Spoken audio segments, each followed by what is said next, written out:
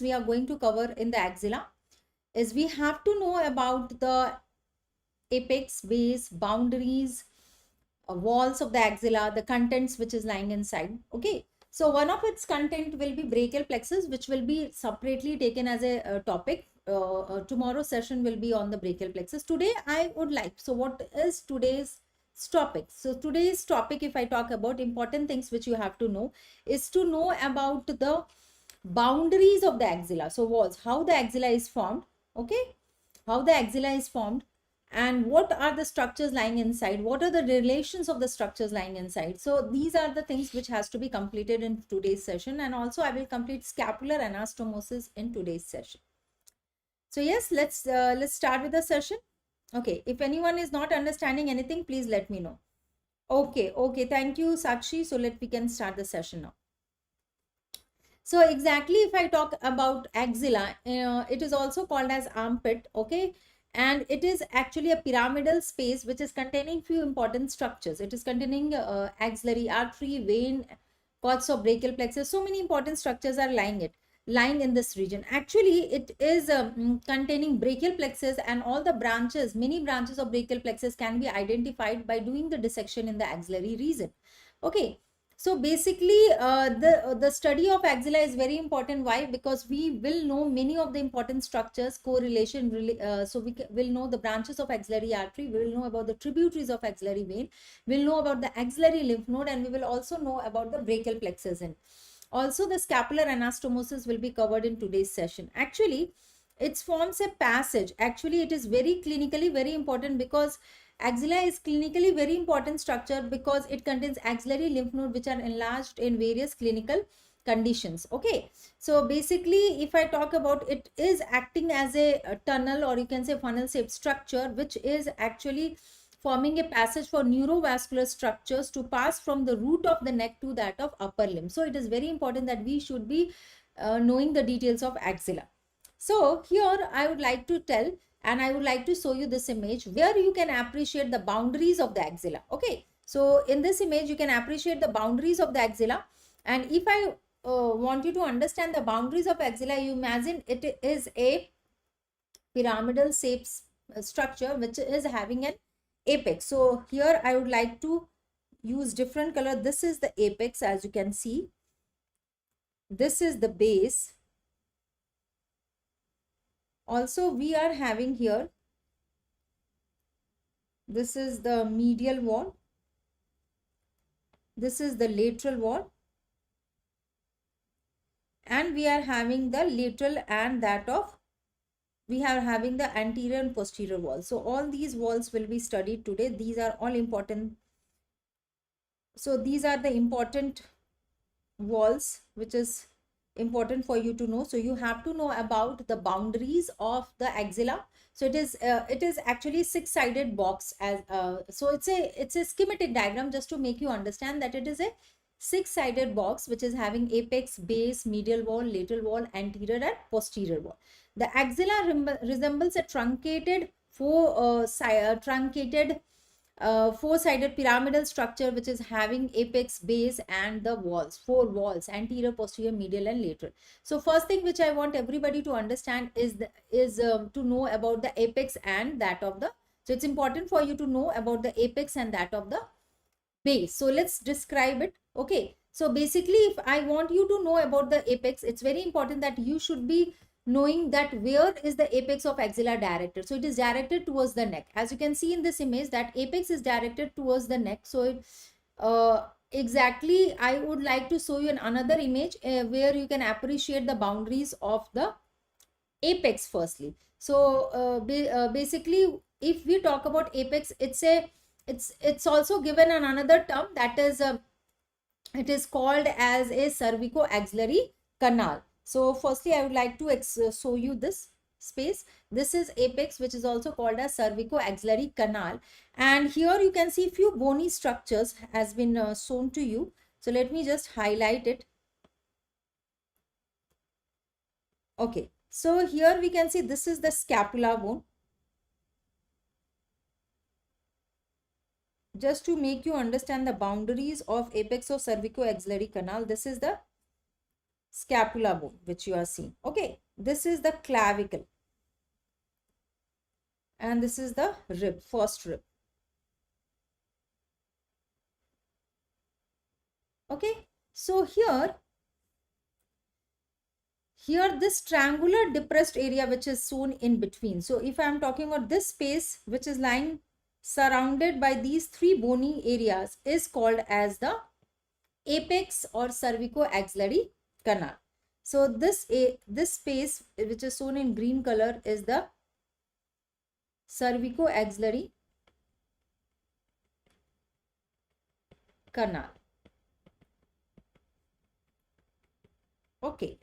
And if I talk about its boundaries, so it is very important for you to understand that how it is bounded. So basically, if we talk about medial aspect, medially it is bounded by the outer border of first rib.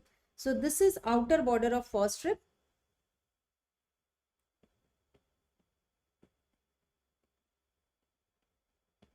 Which is forming its medial boundary of apex of the axilla. Okay. Then we have got in front, we have got the clavicle. So you can see here, this is the clavicle bone, which is lying in front. Okay. And this we have already seen, it is the outer border of the first rib.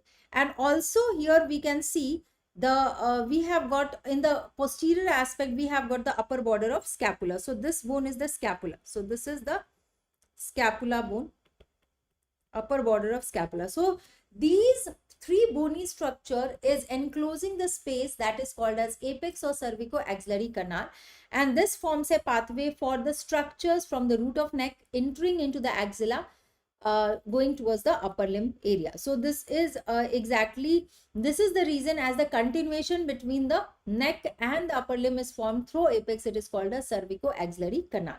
So the direction of the apex is upward and medially. So if I talk about direction of the apex of the axilla, it is directed upwards medially towards the root of neck. Okay. So please write down this. Okay.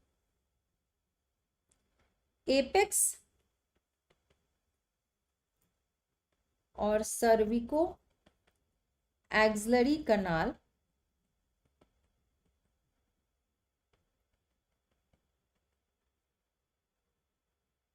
cervicoaxillary canal. It's a passage between. So if I talk about in normal terms, what is it? It is a passage between the neck and the upper limb area, and its direction is, it is directed upwards and medially. It is directed upwards and medially. Okay. Now, I also want everybody to know about the boundaries of the apex of axilla. So, please note down the boundaries. Okay. So, the important structures forming the boundaries is, so please note down, the important structures which forms the boundary are following. So, we will have the clavicle in the anterior aspect, scapula on the posterior aspect, and medially the outer border of the first rib. So, posteriorly it is bounded by, on the posterior aspect, it is bounded by upper border of scapula.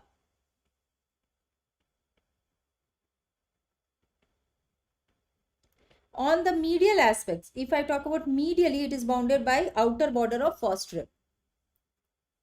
Outer border of first rib. And what lies laterally? What lies? So we have got, no, what lies anteriorly? So we have got anterior, posterior and medial aspect. So anteriorly we have seen the bony structure, that is the clavicle. So on anterior aspect we have got, or in the front we have got the clavicle bone.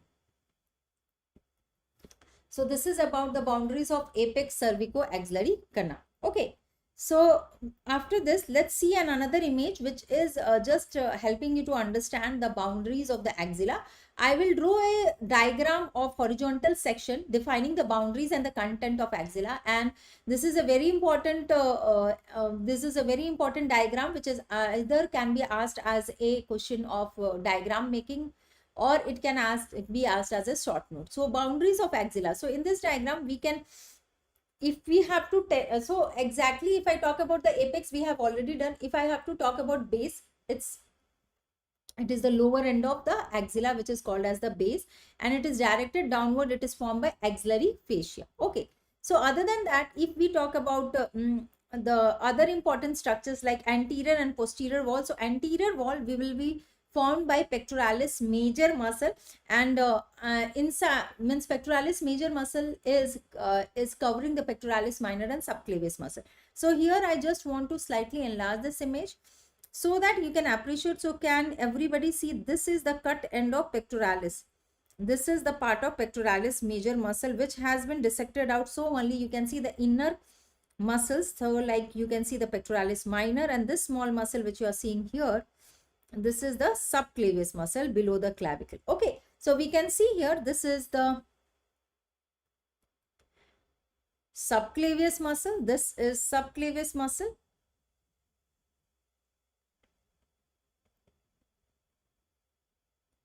Okay. This is the cut part of pectoralis major muscle.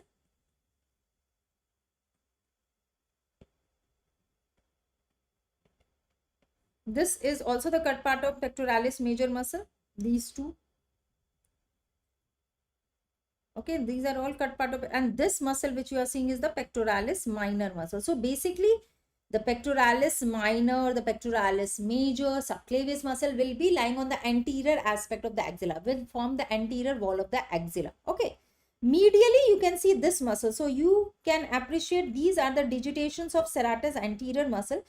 So this muscle which you are seeing is the serratus anterior muscle, and serratus anterior muscle will form the serratus anterior muscle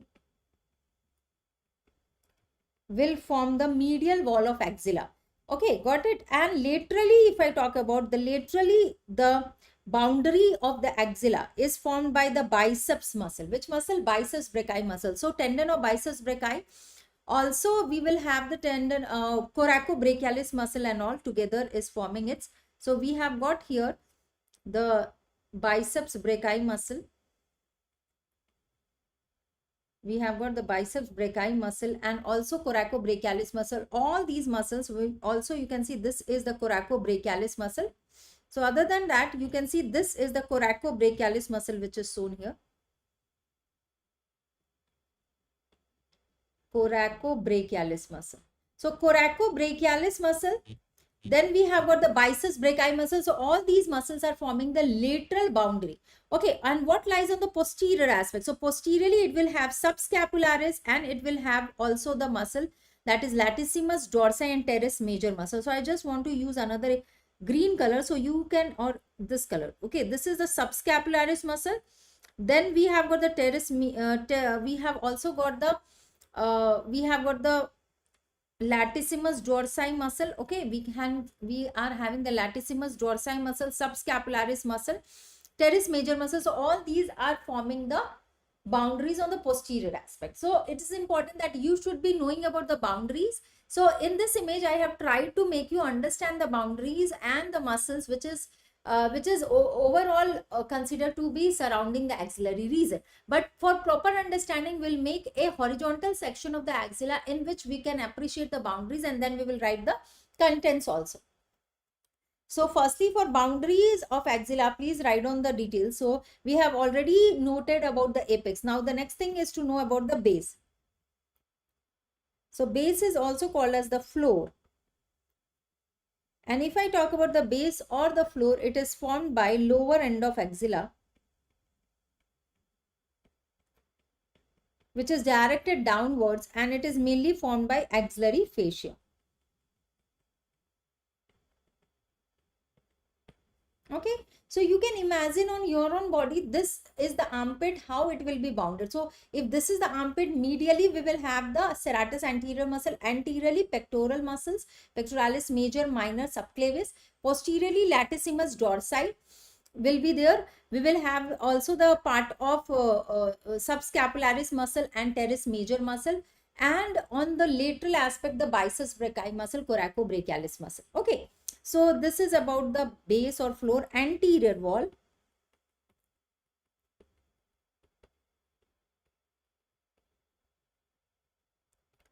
Anterior wall is formed by pectoralis major muscle. Okay, anterior wall is formed by pectoralis major muscle, pectoralis minor muscle, and subclavius muscle. Okay, these are the muscles which is forming the anterior wall. Now the structures which is lying on the posterior aspect or posterior wall is formed by subscapularis muscle, and also by it is formed by subscapularis muscle which is lying above, and latissimus dorsi and teres major muscle which is lying below. So posterior wall is formed by following muscle. Posterior wall is formed by subscapularis muscle,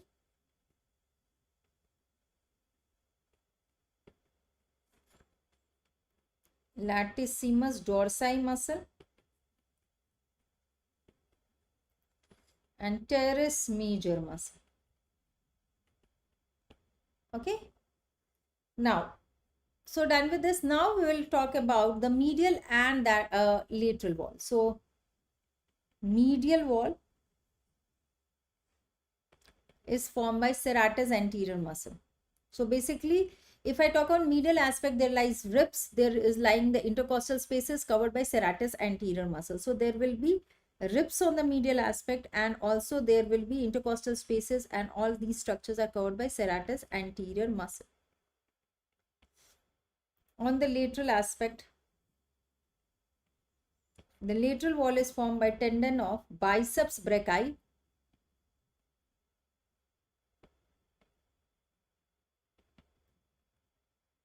and also bicipital groove of humerus will be lying, and we will have coracobrachialis and short head of biceps brachii. So we will have these all structures related: bicipital groove, coracobrachialis,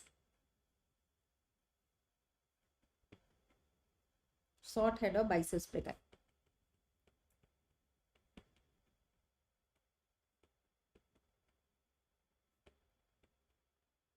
Okay, so all these structures are forming the wall or boundaries of the axilla.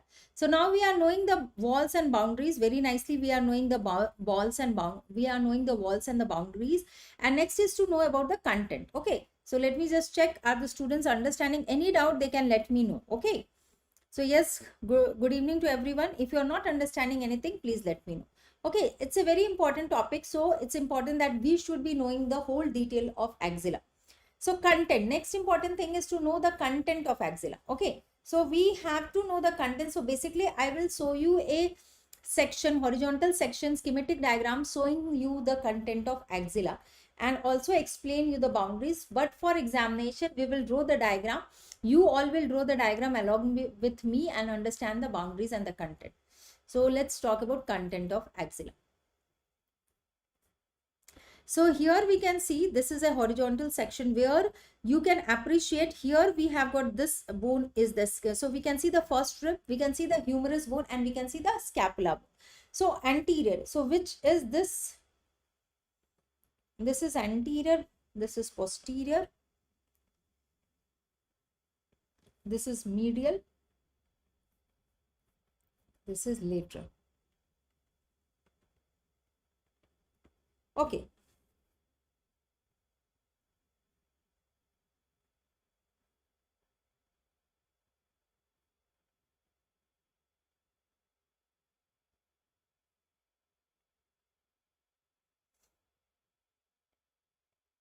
Anterior, posterior, medial, and lateral. Okay, now here on the posterior aspect we can see the subscapularis muscle, we can see the teres major and the latissimus dorsi muscle. Okay, also on the lateral side, bicipital groove, the biceps brachii muscle, the coracobrachialis muscle. On the anterior aspect, pectoralis major, minor. On the medial aspect, serratus anterior muscle, which is pierced by the and then innervated by long thoracic nerve. The most important content which is seen inside is the axillary vein with blue color, the axillary artery with red color, and yellow color for the cords of brachial plexus. So these are the most important contents which has been shown inside the section of axilla, the horizontal section of axilla. So it's very important. So I would like to first write the content of axilla, and then we will draw a diagram showing the boundaries and content. So see here. So firstly, please write on the content.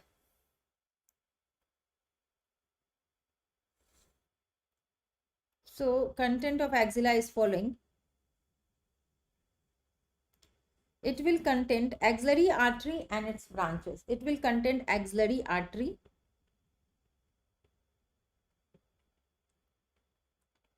and its branches. It also contains axillary vein and its tributaries.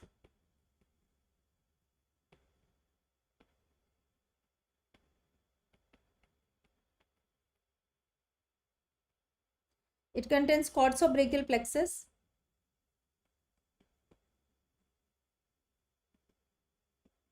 It contains axillary lymph node.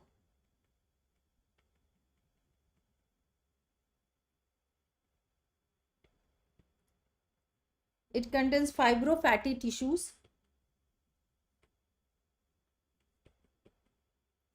It also contains, today in the class we have seen the axillary tail of breast. So it also contains axillary tail of breast.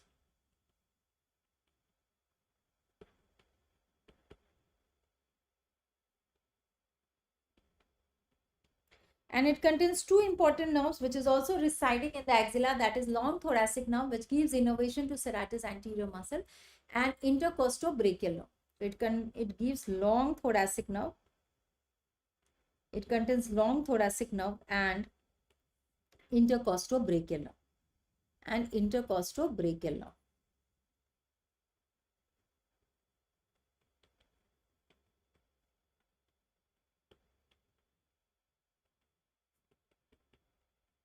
Okay, so all these structures are the content of axilla. All these structures are the content of axilla. Now I want everybody to draw a diagram along with me, in which we will draw a diagram showing the boundaries and the content of axilla. Okay, so we will actually draw a diagram showing boundaries and content of axilla. So basically, these structures will be seen in horizontal section.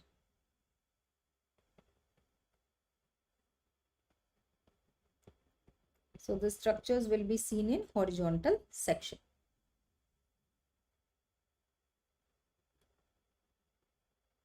Okay, so let's draw the diagram. Okay, got it? Now let's talk about, so let's draw the diagram. So here we will have, I am drawing the humerus. So what I have drawn, this is the humerus bone, cut section of the humerus bone. Then I will also draw the outline for the scapula bone. And on the medial aspect, we will draw the outline of first rib. So this is the outline of first rib. Okay. So let's define the important structures as the boundaries. So anteriorly, we will have the pectoralis major muscle. So what I have drawn is the pectoralis major muscle. Beneath it, we have got the pectoralis minor muscle. So let me just use brown color for shading these muscles.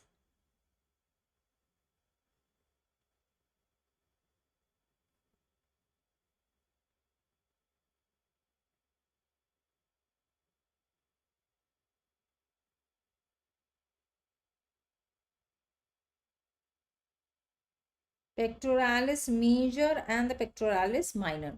Okay. Now, then here other muscles, like we will have latissimus dorsi muscle, subscapularis muscle.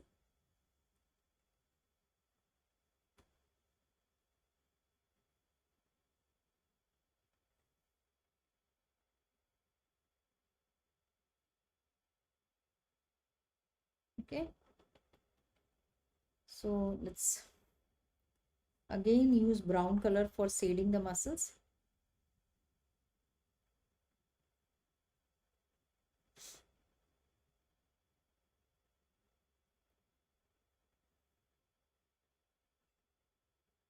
Okay. Okay, so here let me use gray color for the bony structures. So this is the scapula bone. This is the humerus bone cut part. Is it okay, dear? This is the humerus bone cut part. And what structure is lying medially? So I told you on the medial aspect, we have got the first rib. Okay, so on the medial aspect, there is first rib.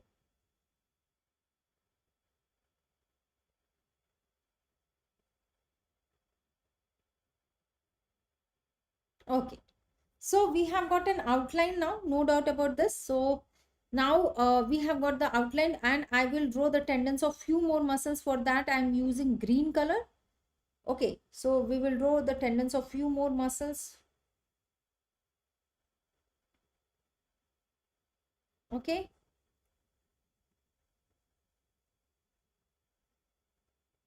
Okay. So now label it. So this muscle is subscapularis muscle.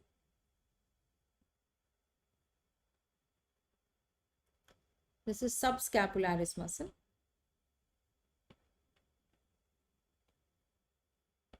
This is the pectoralis major and pectoralis minor. So this is pectoralis minor muscle and this is pectoralis major muscle.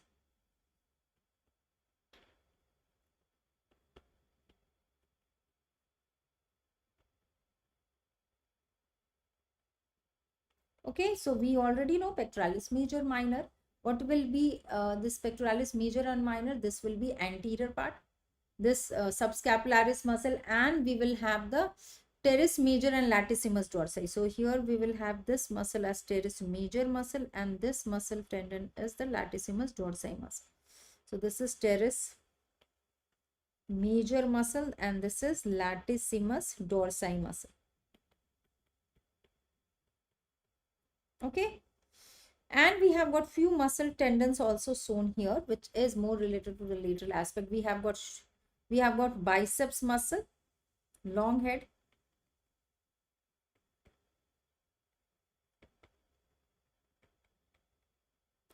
We have got biceps short head and coracobrachialis muscles. So this is biceps short head. And we have got coracobrachialis muscle. So all these muscles are on the lateral side. All these muscles are on the lateral side. So and one more important muscle which I want to make here on attached to the rib, that is the serratus anterior muscle. So we will have here serratus anterior muscle also.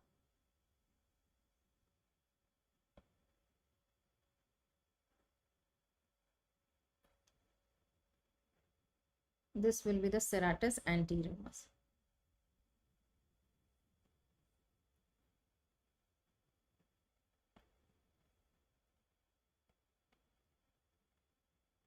Serratus anterior muscle.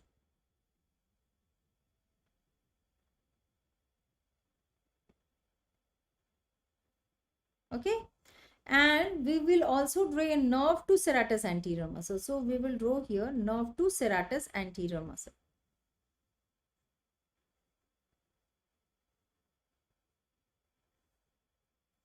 So this is exactly, this structure is nerve to serratus anterior muscle. Nerve to SA means nerve to serratus anterior muscle. And we have got few contents which is lying inside. We have got the contents which is lying inside. So I will just draw an outline with green color. Okay, and the contents which is lying inside are the artery, is the vein, medial to it, and cords of brachial plexus.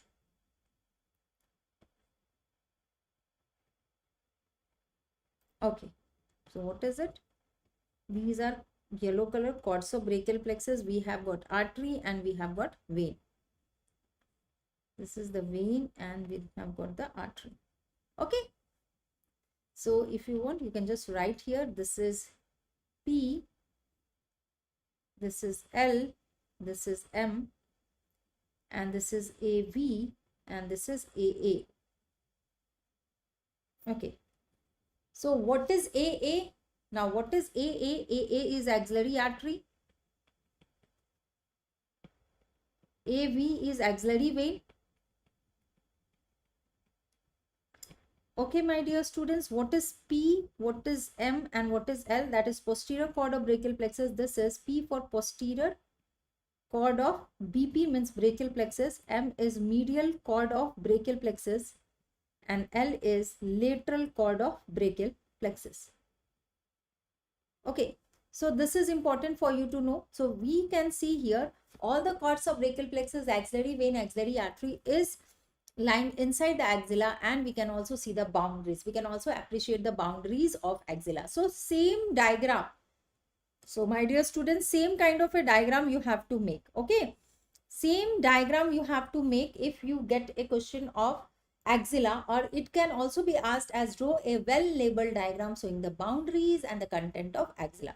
And please do mention boundaries and content as the heading, and in bracket please do write the horizontal section. What you are making is the horizontal section. That is also very, very important for you to write down. Okay, now moving to the next. So done.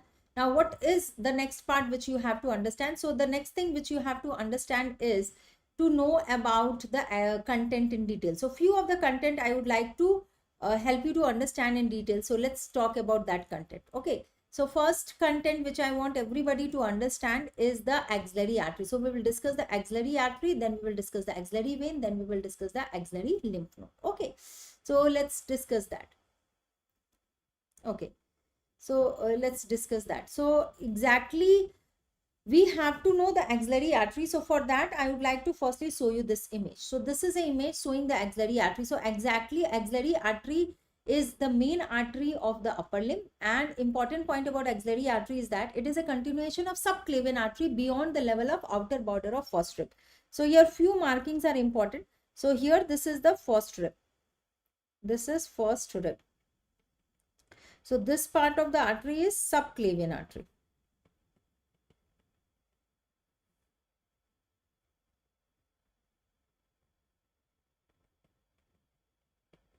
This is subclavian artery. Okay, so this is subclavian artery.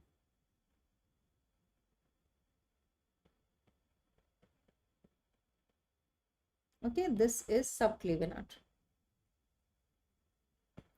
This is the subclavian artery. This is the first rib which you are seeing. And if we see the axillary artery, it continues.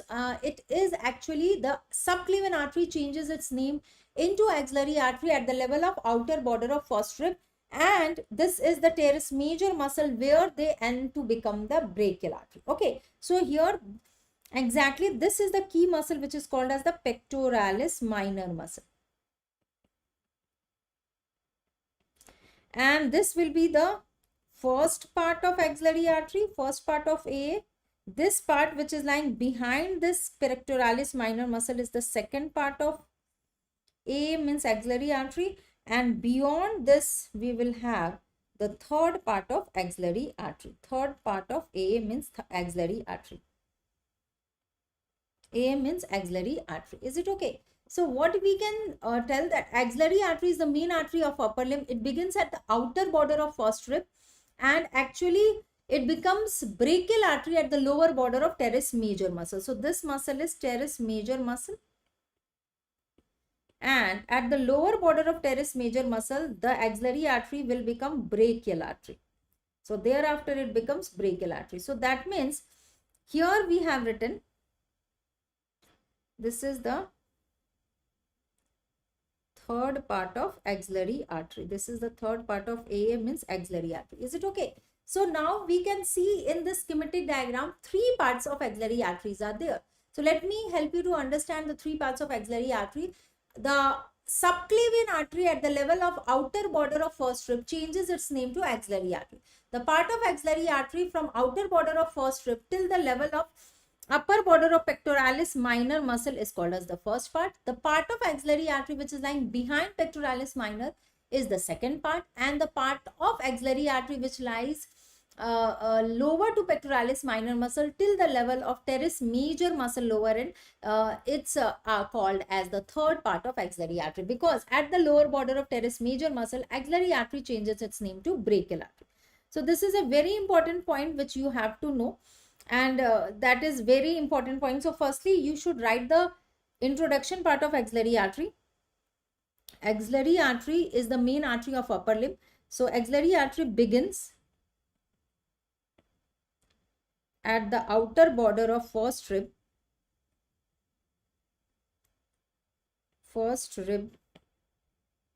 as the continuation of subclavian artery, as the continuation of subclavian artery. Okay, as a continuation of subclavian artery.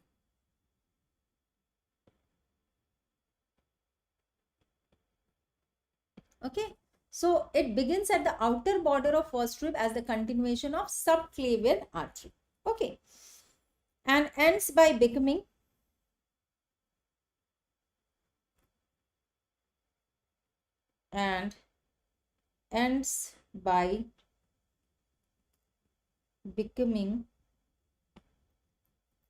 it ends by becoming brachial artery at the lower border of teres, teres major muscle,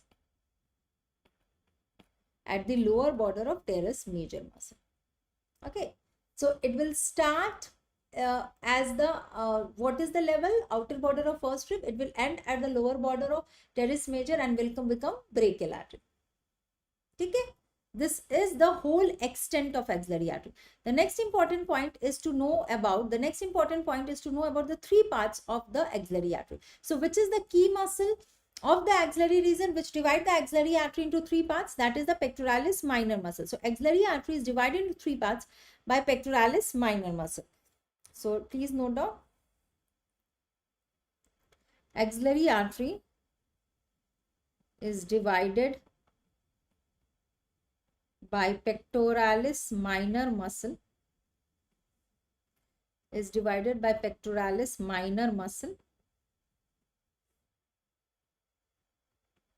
in three parts. By pectoralis minor muscles in three parts. What are they? So you can write down first point. First part. So it is divided into first part, it is divided into second part, and it is divided into third part. Okay. So first part means the superior part of the So first part is the part of axillary artery which is superior to pectoralis minor muscle. So if I am talking about the first part, this part is, you can say, proximal to this. First part is proximal to pectoralis minor muscle. Means pectoralis minor muscle से ये superior है, so it is proximal to pectoralis minor muscle. Second part is located posterior to pectoralis minor muscle. And third part is located inferior or distal to pectoralis minor muscle. So that is the reason pectoralis minor muscle is considered to be the key muscle. That is the reason the pectoralis minor muscle is considered to be the key muscle of axillary region. Now, next important point is to know about the branches of axillary artery, which I will explain in an image. I will also write down the branches. Then we will draw a schematic diagram showing the relations of first part, second part, and third part of axillary artery. Axillary artery can come as a short note for university papers. Okay. So see this image. Everyone. Till now, if the students are having any doubt, they can let me know. My dear students, are you understanding? Please let me check. Okay. Okay, so we can know the branches of axillary artery. So branches of axillary artery, first part, second part, third part. So we have to know how it is divided into three parts. Okay, Mudit. So how it is divided into three parts? तीन part में कैसे divide होता है, this is important. So okay, so that is very very important. So we will have first part, second part and third part. So what you can see, this is the subclavian artery. This is the subclavian artery, which at the level of outer border of first rib changes its name to axillary artery. So this is 1, 2, 3. What is it? Is the part. So this is 1 means this is the first part of axillary artery. This is the second part. And this is the third part of axillary artery which has been shown. So what we are seeing, first, second and third are the parts of. So we are seeing here first, second, third. All these are the parts of axillary artery. So all these are the parts of axillary artery. Okay. All these are the parts of axillary artery. Now from the first part, the branches it gives. So it gives one branch from the first part, that is superior thoracic artery. One branch from the first part, that is superior thoracic artery. And it gives two branches from the second part, thoracoacromial artery and that of lateral thoracic artery. Now here you can see the thoracoacromial artery will sprout in 4 direction and will divide in 4 direction. It gives pectoral, it gives acromial, it gives clavicular and deltoid branch. And the third part gives following branch. The third part gives anterior and posterior circumflex artery and also the largest branch, that is subscapular artery. Here in this diagram you can appreciate the subscapular artery thereafter divides into two other artery, circumflex scapular and thoracodorsal artery. So that means the axillary artery is giving 6 direct branches, one from the first part, superior thoracic artery, two from the second part, thoracoacromial artery, lateral thoracic artery, three from the third part, that is anterior, posterior, circumflex, humeral artery and subscapular artery. Again, the subscapular artery will divide into two sub branches, circumflex scapular and thoracodorsal artery. So let's write the branches and then we will also know about the details of. So, okay. So let's branches of axillary artery. So please write down the branches. So if I am talking about branches of axillary artery, we have to know the branches. So first thing is branches from the first part. So branches from the first part. So the first part branches are, it gives one branch only and the name is superior thoracic artery, which is also called as supreme thoracic artery. The other name is, it is also called as supreme thoracic artery. Now branches from the second part. Now the second part gives two branches. One is lateral thoracic artery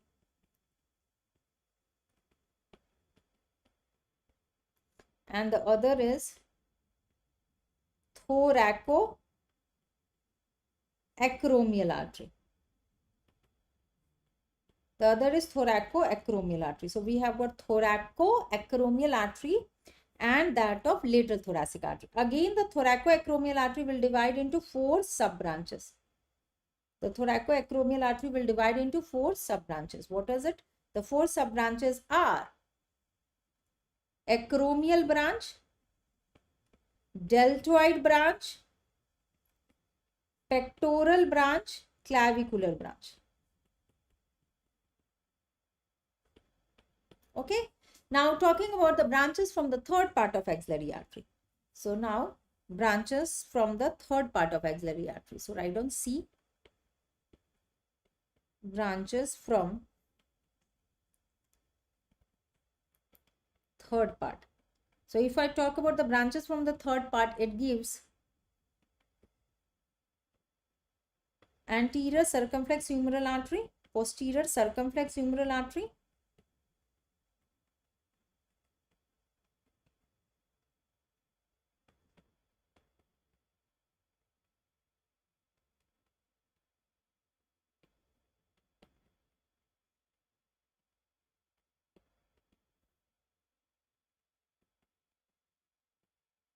okay, and the third and the largest branch of axillary artery and the branch of third part is the subscapular artery. Subscapular artery. And my dears, the subscapular artery again divides into two branch. What is it? The one is the subscapular artery again divides into two branch. One is circumflex scapular artery, and the other is thoracodorsal artery. Circumflex scapular and thoracodorsal artery. Got it? Okay. So yes, we have got all these branches which you have to know. Now, so we are now knowing the branches. Okay, for it's important for you to know the branches, and you have to know. So axillary artery also comes for short note. So you will enumerate, or it can come for an enumeration question. So there you can draw the diagram showing the branches, or if you can just enumerate the branches and you can draw a diagram showing the relations of first, second and third part. Okay. So that is also important for you to know. So other than that, if you want, you can draw a diagram also. So we will come to the relations of axillary artery next.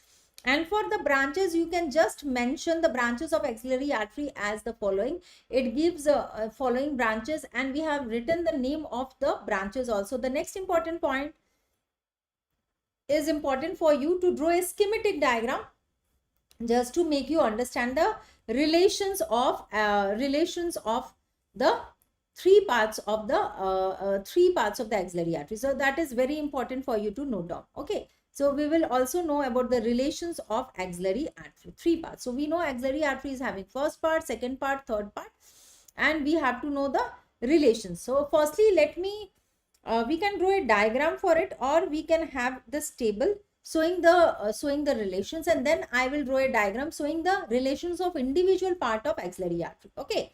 For axillary artery, if the short notes come, you just enumerate the name, or if you want, you can make a diagram for the branches also, but just enumerate the name. You just explain the origin of axillary artery, where it ends, what are the parts, how it is divided by pectoralis minor, and what are the branches from first, second and third part. Now, I would like to firstly tell you about the branches from the first part of axillary artery. So, this is first part. And if I am talking about the first part of axillary artery, it is related anteriorly to the pectoralis major muscle clavicular part, and also there is a loop of communication between medial and lateral pectoral nerve, which also lies in the anterior part. So we know that medial and lateral pectoral nerve is supplying pectoralis major muscle. So these two structures will lie in the anterior relation. So anteriorly it is related to pectoralis major muscle, to be more specific, which part? Clavicular part of pectoralis major muscle. We have already talked about pectoralis major muscle in the study session. And loop of communication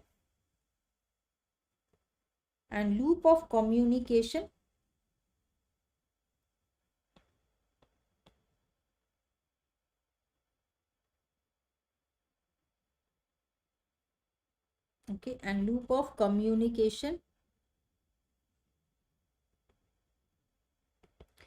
between medial and lateral pectoral nerve, Okay, this is the relations of first part anteriorly. Now what lies in the posterior relations of the first part? So posteriorly it is related with following structures. Posteriorly it is related with medial cord of brachial plexus. Posteriorly it is related with long thoracic nerve, and also serratus anterior first digitations. Which muscle? Serratus anterior muscle first digitations. Which digitations? First digitation. So what does it mean? That means on the posterior aspect, the first part of axillary artery is related with long thoracic nerve and the part of a serratus anterior muscle which is innervated, and we know that also the medial cord of brachial plexus is related onto the posterior aspect. One important point about axillary artery is medial to axillary artery there will be axillary vein. So which structures is related medially? Axillary vein. And which structure is lying on the lateral aspect? On the lateral part of the first part of axillary artery, we have got lateral and posterior cord of brachial plexus. Lateral and posterior cord of brachial plexus. Okay. So very easy to remember the first part, axillary artery relation. On anterior aspect, we will have pectoralis major muscle, obviously clavicular part, innervated and communication between medial and lateral pectoral. Posteriorly, long thoracic nerve, first digitations of serratus anterior, medial cord, and the medial cord of brachial plexus. And on the lateral side, we will have both the lateral posterior cord, and medially we will have the axillary vein. Actually, when you will see the relation, what you can appreciate that on the medial aspect of axillary artery, we have got axillary vein. Okay, now coming to the second part. Okay, so this we have done the first part. Now we will talk about the second part relation. So second part, if I talk about anterior relation, it is related with pectoralis minor muscle. Second part. Yes, we have seen also that second part of axillary artery is lying behind pectoralis minor muscle. This was how the axillary artery was divided into three parts. So definitely pectoralis minor muscle will lie on the anterior aspect. Posterior part, we will have posterior cord of brachial plexus,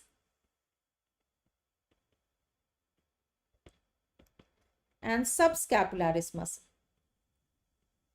Posteriorly, posterior cord of brachial plexus. On the medial side, we will have axillary vein, and we will have medial cord of brachial plexus. And on the lateral side, we will have lateral cord of brachial plexus.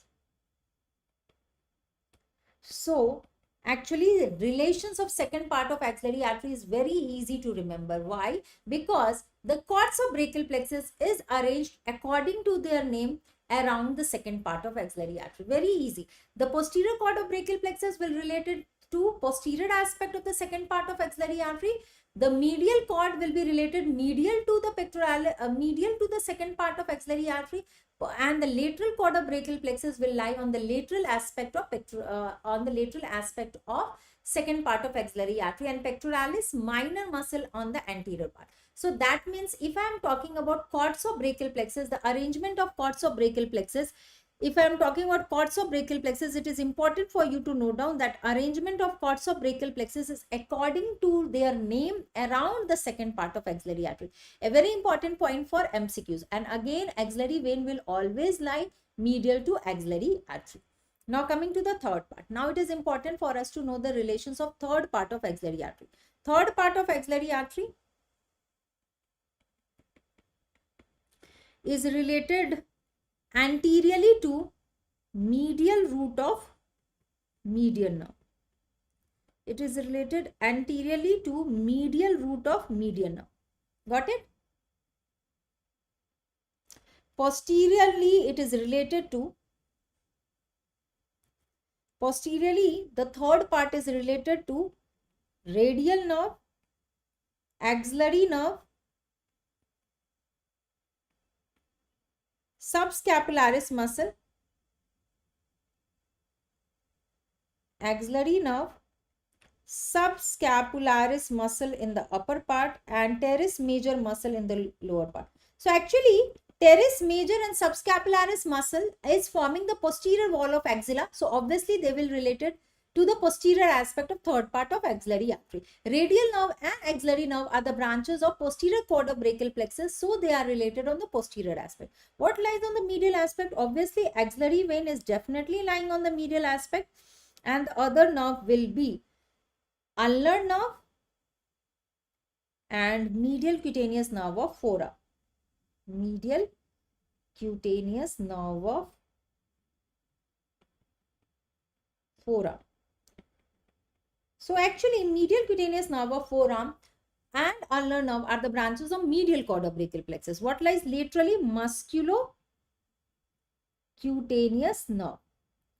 Actually, musculocutaneous nerve. Actually, very easy to remember the relations of third part also. Second part, remembering the relations is very easy. And you know the reason why it is very easy, because because we know that the cords of brachial plexus are arranged according to their name around the second part of axillary artery. Now, cords of brachial plexus will have some branches, and these branches, like posterior cord branches, are radial nerve, axillary nerve, so they lie posteriorly. Medial cord has branches ulnar nerve, medial cutaneous nerve of forearm, so it lies medially. Musculocutaneous nerve is the branch from lateral cord, so it lies lateral. Okay. So this is how you can memorize. Tomorrow class, we will talk about brachial plexus, so you can correlate with the fact that these are the branches of, these nerves are the branches of which part of the brachial plexus. Okay. So yes, we have done with this. Now it's important. So after the relations, what I have told you, for the relations of axillary artery to understand better, we will draw diagrams. We will draw few diagrams showing the relations. So I will draw 3 diagrams which are simple line diagrams. What are they? They are simple line diagrams to appreciate the relation of individual part of axillary artery. So till now, I think everybody is now aware of the axillary artery. Okay, we are knowing the parts, no doubt about that. So if you want, before starting the relations of axillary artery, we can quickly recapitulate the parts of axillary artery if anybody wants. Okay. So relations ke pehle, if you want to have a diagram for showing the parts of the axillary artery once more, let me just check with the students. Okay. So let's see. Abdul Rahman, yes, superior thoracic artery. Yes, Abdul, please. Okay. Okay, so sure. Okay, so let me firstly cover this, Abdul. Let me cover the axillary reason, and in the end, I will tell you about the details of the blood supply. Study, I have already told you, it's from the blood supply. Venous drainage is very important, which I have told. Axillary artery branch was thoracoacromium, lateral thoracic. There was intercostal arteries, lateral thoracic arteries. These were giving and the branches to the mammary gland, which we have talked on the studies session. Okay, dear. Now let's talk about the axillary artery, how it is divided into 3 parts. So for that, I am drawing a line diagram. Everyone, please concentrate on this diagram. So I will first draw an outline of first rib. So what is it? This is an outline of first rib. And I will just draw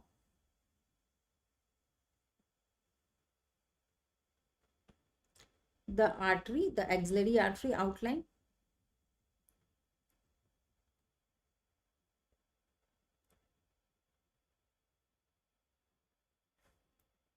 So this is the outline of axillary artery which I have drawn. Okay. Yeah. So here I will draw coracoid process, and I will draw the second part of pectoralis minor muscle.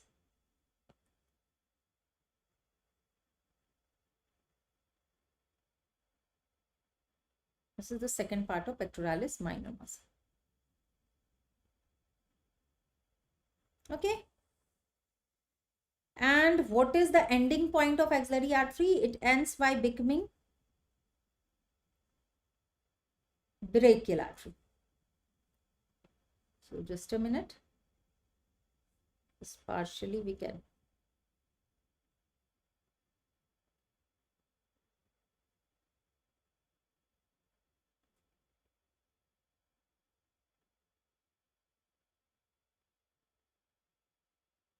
This is teres major muscle. Okay, so let me just highlight these structures. So I will use brown color for the muscle. This key muscle of the axillary region is the pectoralis minor muscle, which my dear students are knowing. Okay, and this muscle is the teres major muscle. Okay, so here let's and from here I will just use another color. Yeah. So this part till the level of outer border of first rib, this part will be the subclavian artery, and I will use red color for the further branch. So this, what I am drawing, is the axillary artery.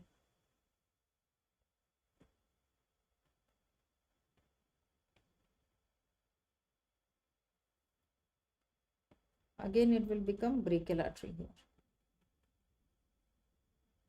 Okay. So again, this is a schematic diagram, and just let me label it. So this is the first part. Here, this will be the second part. So you can use this as the second part. This is the second. I think second is visible. 2. If you want, enlarge. Is it okay? This is the second part.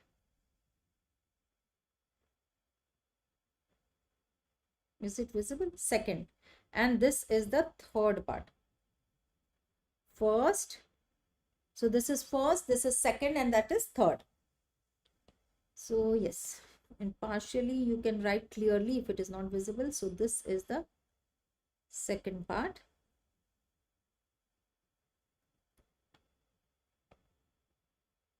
Okay, so we have got the second part, we have got the third part, and we have got the first part of axillary artery. And this artery is, so this is the subclavian artery.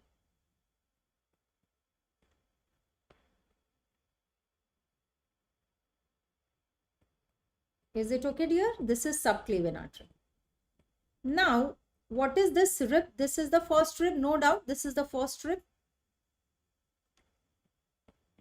And I have told you from the outer border, so this is the first rib which I have told you. So at the level of outer border, so you can use brown, gray color for the rib. So this is the first rib.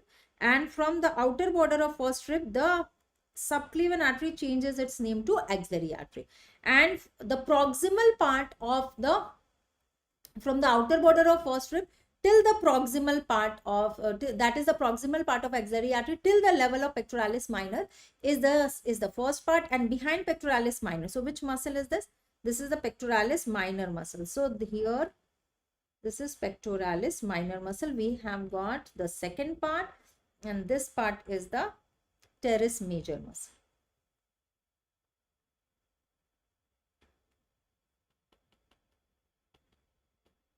This is the teres major muscle. Okay, so done with this. This is the teres major muscle.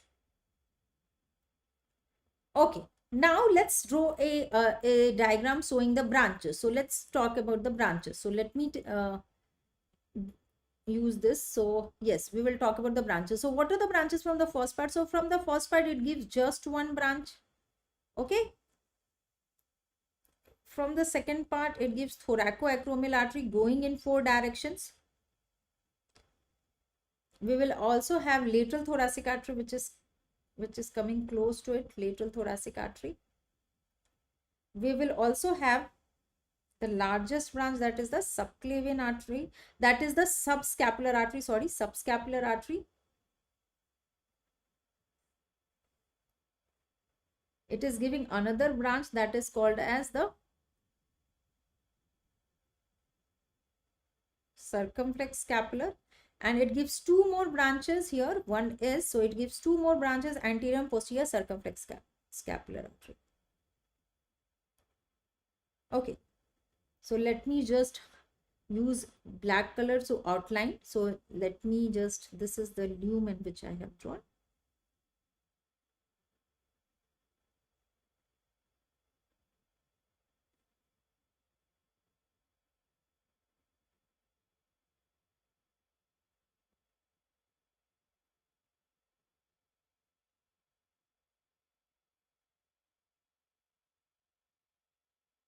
Is it okay? Okay, got it? So now label the branches. So now it is easy for you to understand the one. So this is coracoid process. This is the coracoid process. So you are understanding that this is the attachment to coracoid process, and this muscle is pectoralis minor muscle. So the branches from the first part, what is it named? So I will just name it this branch is superior thoracic artery. Is it okay? This is thoracoacromial artery. This artery is thoracoacromial artery.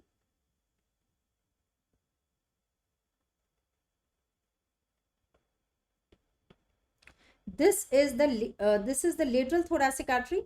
From the second part only, lateral thoracic artery, the branch from the second part. And this is the anterior posterior circumflex humeral artery. So this is posterior circumflex humeral artery, and this is anterior circumflex humeral artery. This part will become the brachial artery.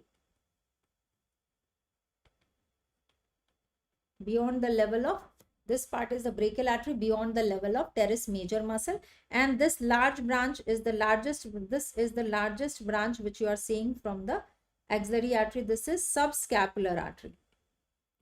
And here in this diagram, you can see subscapular artery is giving a branch. I have labeled it C. So what is C? Circumflex scapular artery.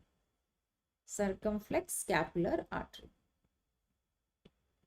Okay, this is circumflex scapular artery. So this is a diagram.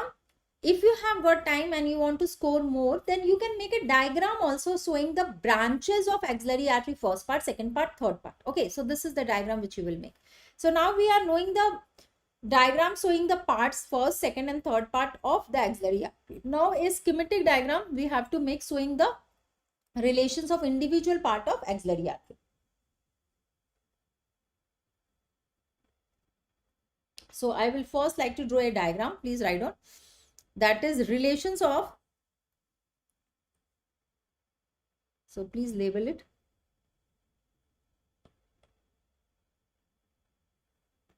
Okay. That is relations of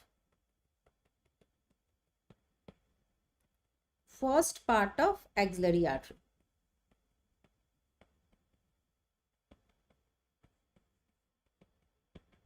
Okay. So in anatomy, diagram making will give you better marks. Always try to make a good label diagram if you want to score much more and good marks. So let's, and it is a very easy one. These are all schematic diagram.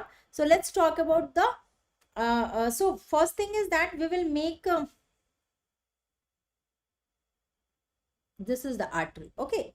So this is the artery, no doubt about that. This is the artery. Okay. So this is the artery which is having the lumen. Okay, this is axillary artery, and I always told you that vein is lying medial to it. So vein will be collapsed slightly, collapsed lumen, and this will be shaded with blue color.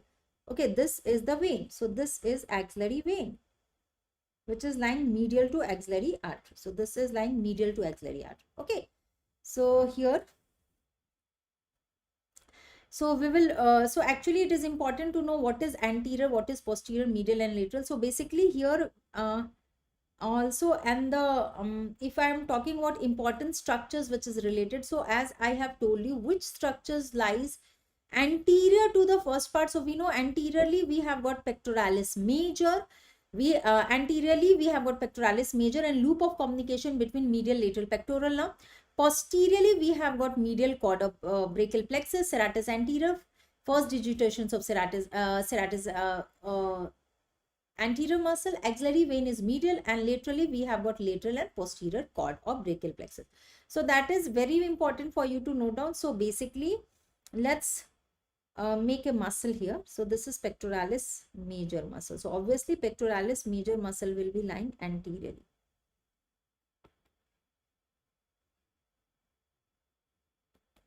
Okay. Pectoralis major muscle, and we will have loop of communication between lateral and medial cord of brachial plexus. So we will use yellow color for the lateral and for the medial cord of brachial plexus. And this is the loop of communication which is shown between the lateral and medial cord of brachial plexus. Okay. And here we can use this as the nerve supply. Okay. Then, and we will also, so this is exactly, so we will use this for the directions. So this is anterior. Okay, dear. This is medial. This is lateral. And this is posterior. Okay, got it? So here we will have also on the lateral relation, we will have the posterior cord of brachial plexus. Okay, and here we will have on the, this is the, we have got one more nerve, that is the long thoracic nerve. So this is long thoracic nerve, and one more muscle we can make, the serratus anterior muscle, first digitations. Okay. So now what is this axillary vein? What is this long thoracic nerve?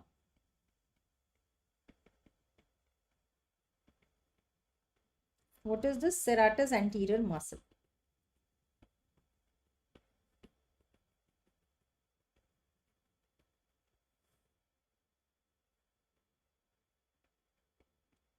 What is this? This is pectoralis major muscle.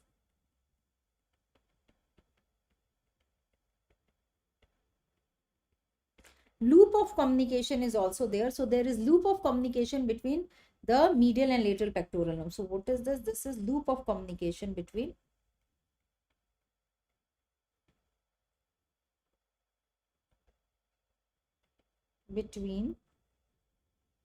medial pectoral nerve and LPN means lateral pectoral nerve. And here we have got the cord. So here we have got, this is the lateral cord of brachial plexus. This is the posterior cord of brachial plexus. That means BP for brachial plexus. And this is the medial cord of brachial plexus. This is the medial cord of brachial plexus. So got it? So I have shown you the direction to make you understand the relation. So in this diagram, very nicely you can appreciate that we have got following structure. So we have got pectoralis major. As you can see, pectoralis major, loop of communication between lateral and medial pectoral nerve. MPN means medial pectoral nerve and LPN means lateral pectoral nerve is lying anteriorly. Axillary vein is lying medially.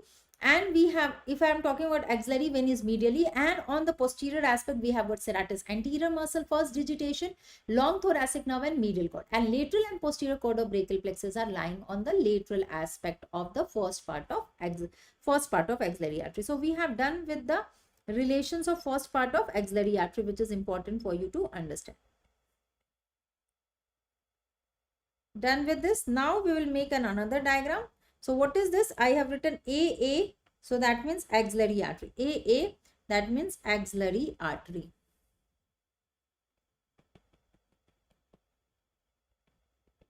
Obviously it is axillary artery, and we are knowing that this is the first part of axillary artery.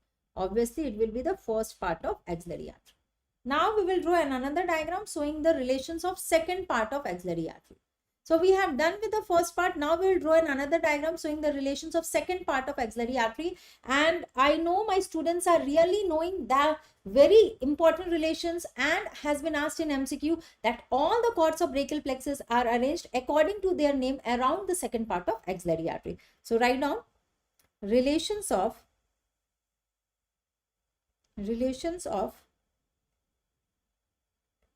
second part of axillary artery.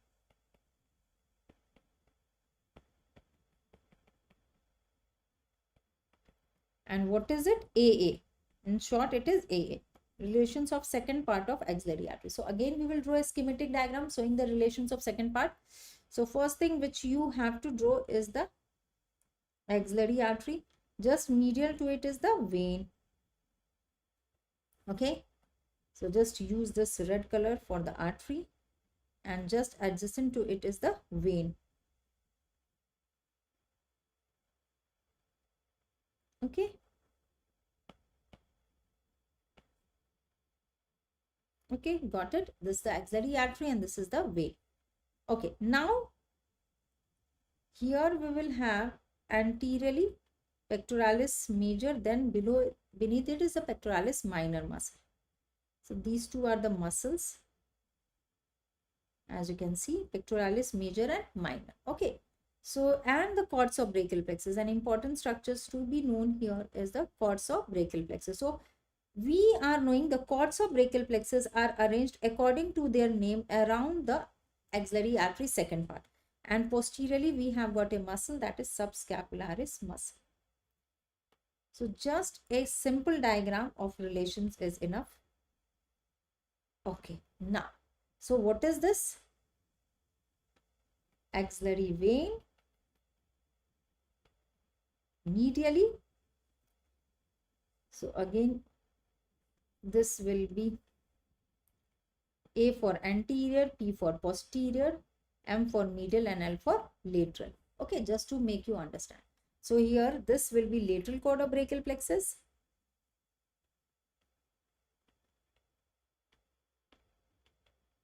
This is second part of axillary artery.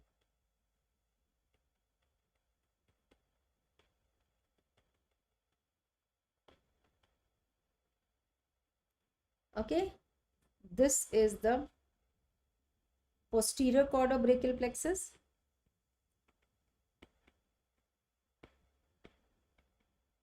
This is the medial cord of brachial plexus.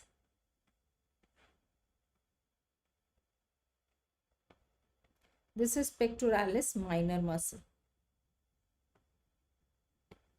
And this is pectoralis major muscle.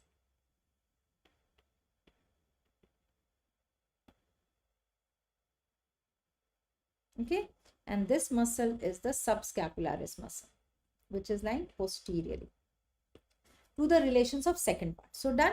So we have finished with the relations of second part of axillary artery, and very easy relation because all the cords of brachial plexus are, according to the name, they are arranged around the second part of axillary artery. The second part of axillary artery will have medial cord medially, lateral cord laterally, posterior cord posteriorly. The around, that is the brachial plexus cords, arranged around the second part of axillary artery, and axillary vein is always lying medial to axillary artery, so not so that is very easy. Now let's draw another diagram showing the relations of third part of axillary artery. So write on the heading, relations of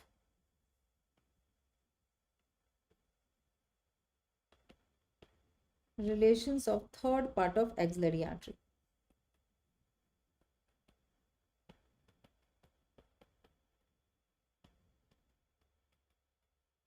Relations of third part of axillary artery. So for third parts of axillary artery, few of the branches of cords of brachial plexus is arranged according to their cord relation around the third part of axillary artery. So first thing is to make it third part of axillary artery, and obviously the vein will be lying medially, no doubt about that. This is artery. This is the vein. Okay.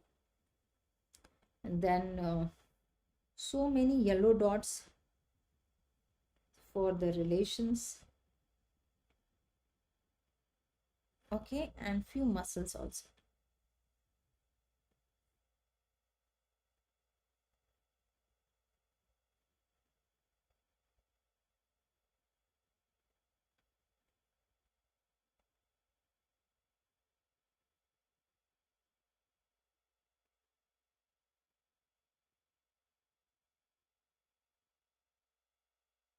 Okay. Now, so here, let's talk about the relations of third part of axillary artery. So axillary artery relations here, this is the axillary vein, which is lying medially. Again, this will be MLAP. Okay, MLAP. Okay, this is the medial root of median nerve. This is the medial root of median nerve.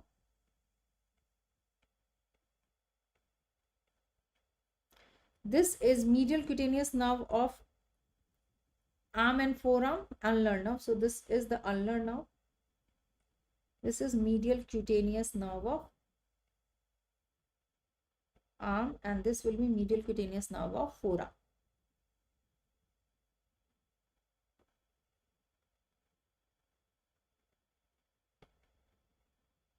Okay, so medial cutaneous nerve of arm, medial cutaneous nerve of forearm, and ulnar nerve all are related on the medial side of third part of axillary artery, and we will have two branches from the posterior cord. So this is the axillary and the radial nerve. So we will have axillary nerve and we will have the radial nerve. Okay, so radial nerve and axillary nerve is related onto the posterior aspect of the third part of axillary artery, and these are the muscle, that is teres major muscle and subscapularis muscle. These are the muscles of posterior wall of axilla, so they are related posteriorly. Okay, and what lies on the lateral aspects? We will have musculocutaneous nerve, which is a branch of lateral cord of brachial plexus. We will have musculocutaneous nerve. We will have musculocutaneous nerve. So relations of third part of axillary artery is very important for you to note down.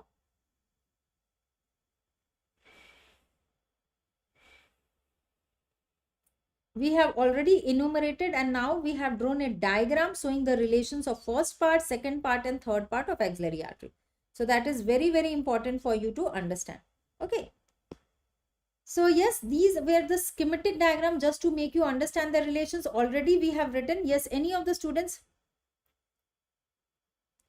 Yes, sure, Abhishek. I will definitely cover up the whole of anatomy. Don't worry about that. Don't worry about that. We will do it. Okay, we will do it together. Don't worry. So done. So we have finished with the axillary artery. Axillary. So we have done 3 diagrams showing the relations of first part, showing the relations of second part, showing the relations of third part. We have also tabulated the relations of axillary artery. Now, the next thing which I want everybody to understand is the axillary vein. Okay, axillary vein is a very important topic. Actually, now we are just knowing about important points. So we are knowing about, if I am talking about axillary vein, we know that axillary vein is located medial to axillary artery, and axillary vein formation occurs at the lower border of teres major muscle by the union of basilic vein and vena comitans, which is surrounding the actually brachial artery. So they will together join and form the axillary vein. So if I talk about axillary vein, it runs on the medial side of axillary artery, and at the outer border of first rib it becomes subclavian vein. So it drains into subclavian vein. So this is how we can define the axillary vein, and we should also know about its important tributaries. Important tributaries are vein corresponding to the name of arteries like lateral thoracic vein, subscapular vein, cephalic vein, which joins and pierces clavipectoral fascia. So these are all important tributaries. So basically, here I just want you to show that this is the axillary vein which is shown here. So just enlarge this. Yeah. Okay. So we can see the axillary vein very nicely. We can appreciate the axillary vein here. So this is the axillary vein which is shown you here. So this is the axillary vein. Okay. This is the axillary vein. So axillary vein is actually, if I talk about axillary vein, what you can see, it is formed, the formation of this axillary vein will be happening. So it is exactly formed at the lower border of teres major muscle, and it is formed by joining basilic vein, which lies medially, as you can see in this diagram. Basilic vein lies medially, and the vena comitans, which is surrounding the brachial artery, will join and upwards will leads to the formation of axillary vein, which runs medial to axillary artery. So here in this diagram also you can see this is the axillary vein, and you can see axillary vein is located medial to axillary artery. And here in this diagram you can see this axillary vein is draining into subclavian vein. It drains into which vein? It drains into subclavian vein. So let's write about the formation, and then I will also write about the tributaries. So axillary vein, a very easy topic. So please write down. Axillary vein is situated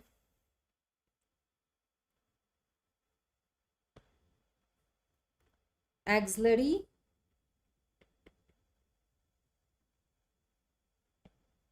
vein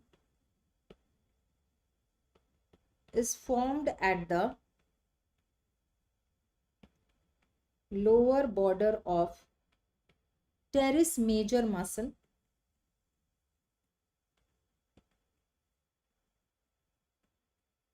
by the union of basilic vein, by the union of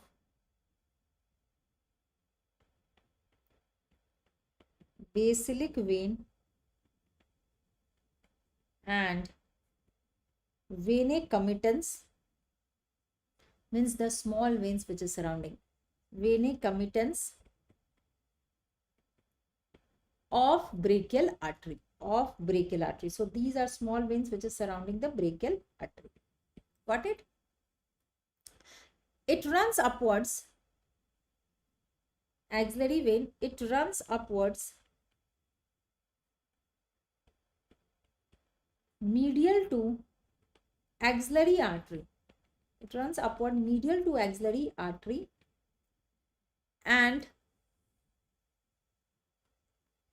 ends at outer border of first rib, where it becomes or drains, into, where it becomes subclavian vein, where it becomes subclavian vein.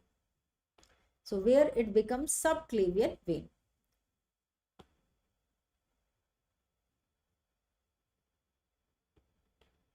Becomes subclavian vein. So what you can appreciate, the axillary artery and vein are corresponding to each other. Okay. Now, important tributaries. So let's write down the name of the tributaries. So important tributaries are, so basically no need to write, you just write veins are corresponding to arteries. Veins are corresponding to branches of axillary artery. That means it will have veins like the tributaries will be lateral thoracic vein, subscapular vein. So all the names will be corresponding to the branches of axillary artery. We will have the name of axillary vein. One important tributary is cephalic vein,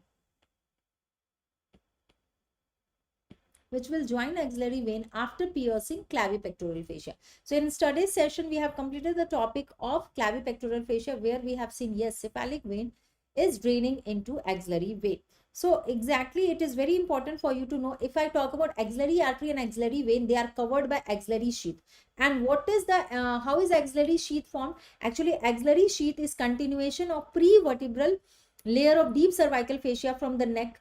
As it continues in the axilla, it becomes axillary sheath. So basically, prevertebral layer of deep cervical fascia is forming axillary sheath, and the axillary sheath will be thin around the vein. Why it is thin around the vein? So that the veins can have increased expansion during the increased venous return. So that is that is an important clinical aspect which you have to know. You have to note down that always when we are talking about the axillary sheath, their thickness will be thinner over the axillary vein, because we want that vein should have enough capacity to dilate, as in case of increased venous return. Okay. This is an important point. Next topic which you have to know is axillary lymph node. Axillary lymph node is a very important topic. I will just check with the students if they are understanding or not. Any doubts, they can let me know. Yes, my dear students, are you understanding? If you are not understanding anything, please let me know. Okay. Okay, now axillary lymph node is important, and if I am talking about lymph node study also in the class, in the pectoral region, after that mammary gland was done, and in mammary gland I have told you about the axillary lymph node. Okay, and I have discussed the lymph node, the lymphatics of the mammary gland, which is draining into the axillary lymph node, which we have discussed in the previous session. So if I am talking about axillary lymph node, the major type of axillary lymph node is, the majorly we have got 5. We have got anterior, which is also called as pectoral. We have got posterior, we have got central, lateral, and apical group of axillary lymph node, in which apical group of axillary lymph node is also called as terminal group of axillary lymph node. So this is the name of axillary lymph node, how it is categorized, as you can see in this diagram. But for better understanding and the location of lymph node, it is again important for you to know an idea of location, and you have to know about a diagram. So a very easy diagram I will make, where you can know the location of axillary lymph node. So that is very important. So basic thing which I want everybody to understand, that how many axillary lymph nodes are there? So there are total of 5 axillary lymph nodes. Okay. So justly briefly, I just want to tell you about the axillary lymph nodes. So there are 5 groups of axillary lymph nodes. So the first group is anterior, which is also called as pectoral group of axillary lymph node.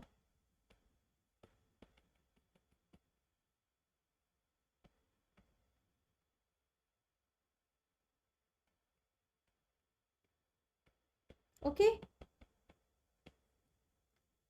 Now, so when I am talking about the anterior or pectoral group of axillary lymph node, what is the importance? Basically, if I am talking about these group of axillary lymph node, they are located on the lateral thoracic vein. Where they are located? They are located at the lower border of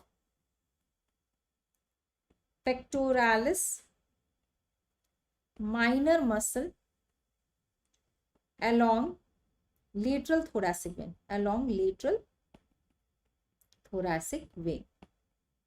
Okay, and study session I have told you. Study session I have told you the breast lymphatics drain. So basically, if I am talking about this important group, they receive lymph from the upper half and the trunk anteriorly and from the major part of the breast. So basically, the anterior pectoral group of axillary lymph node is receiving lymph from upper half of the trunk anteriorly and from the major part of the breast. So this is an again important point which you have to note down.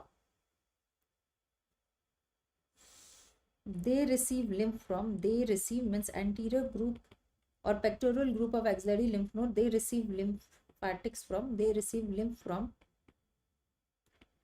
upper half of the trunk, upper half of the trunk anteriorly and from major area of breast and from major areas of breast. So that we have seen in the study class that major area of breast drainage lymphatic is to the anterior pectoral group of axillary lymph node. Okay, so that is very important. And in the study session only I have told you there is an outgrowth from a protuberance is there from the outer lateral quadrant of mammary gland, that is called axillary tail of Spence. So axillary tail should not be. So in case of enlarged lymph node, please do have this anatomy in your mind so that you can differentiate the axillary group. You can know the enlargement of anterior group of axillary lymph node and axillary tail of Spence. Okay, now coming to the posterior. Now the next is to know about the posterior one. Now the posterior axillary lymph node is also called a subscapular group. This is called a subscapular group of axillary lymph node.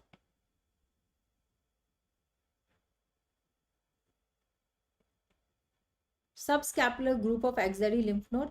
And actually when I am talking about subscapular group of axillary lymph node, they are actually lying on the posterior axillary fold along subscapular vein. So they are located on posterior axillary fold along along the subscapular vein. Close to which vein? Close to subscapular vein. Okay, so that is important, and they receive lymphatics from upper half of the trunk from the posteriorly and also lymphatics from axillary tail of breast. So they receive lymph from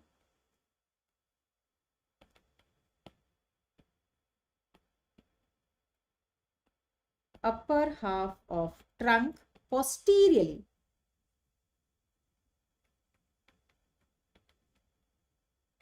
Okay. And from axillary tail of breast.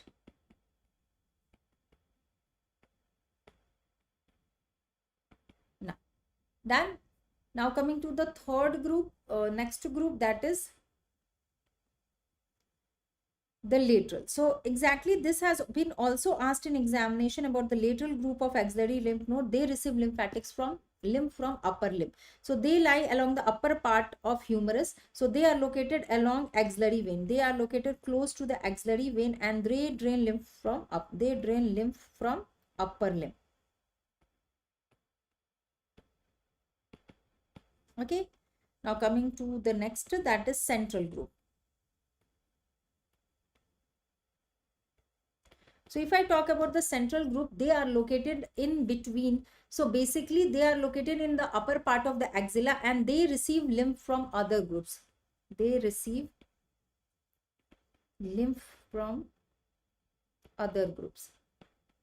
That means anterior group, posterior group, lateral group, they will drain lymph to the central group of axillary lymph node, and ultimately the lymphatics will be drained into apical group. Apical group, which is also called as infraclavicular group.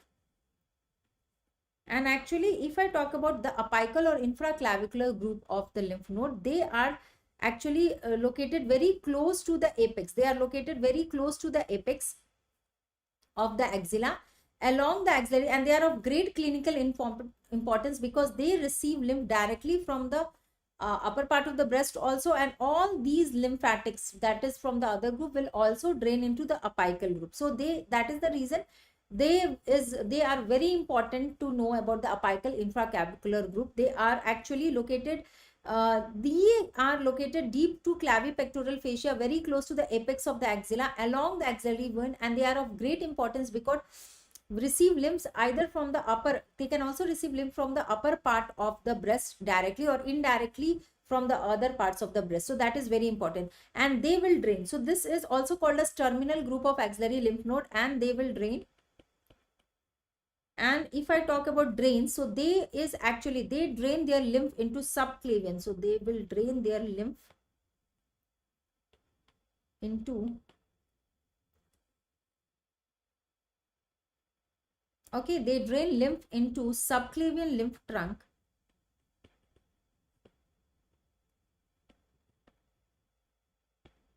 and also into thoracic duct. So subclavian lymph trunk on the right side and thoracic duct on the left side. Okay, so that is very important for you to know that they are the terminal group of axillary lymph node. They receive lymphatics from the many areas of the breast directly, indirectly. They are actually draining their lymph from apical group, goes to the subclavian lymph trunk in the right side or thoracic duct in the left side. Actually, I would also like to tell an important point about the clinical aspect of central group of axillary lymph node. Actually, there is a nerve which is called as intercostobrachial nerve. So this intercostobrachial nerve is a branch from the second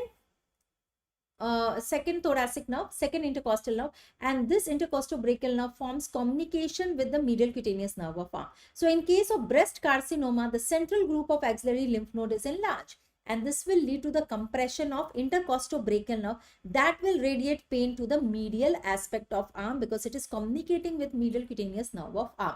So this is a very important point. When you will go to wards and you will visit surgery wards, or you will meet with a breast carcinoma patient, you can see that they are complaining of pain in the arm. So the reason is their central group of axillary lymph node has enlarged and they have compressed the intercostobrachial nerve, which is forming communication with the medial cutaneous nerve of arm. So this is very important point which you have to note down.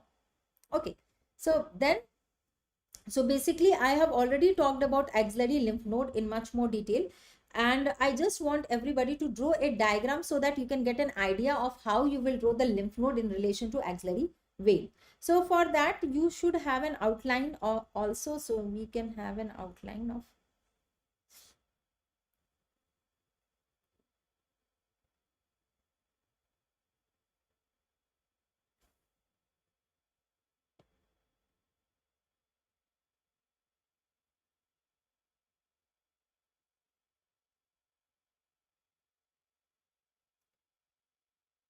okay. So I just want to use blue color to show you the vein. So what I'm making the vein. Okay, this is the vein. Okay, now here also I want to make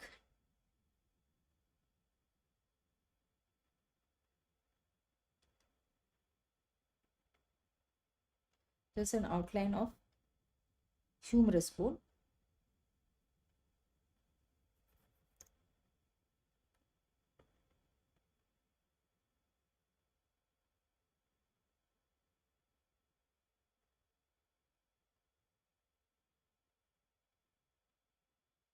Okay, just an outline slightly.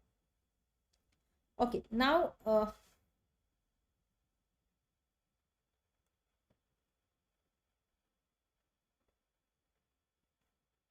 okay, done. Okay, so now this part of the vein which you are seeing,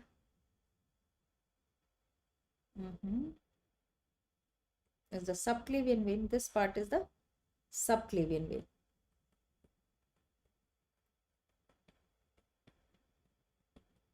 Okay, and then on the coracoid process, here we will draw muscle. This is the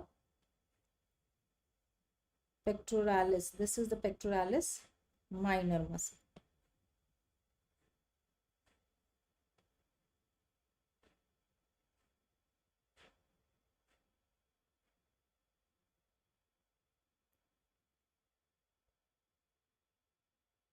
Okay, so this is which muscle? This is,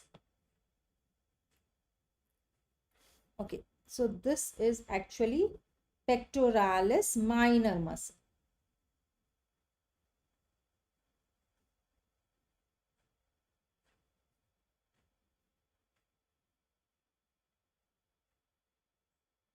Wait a minute.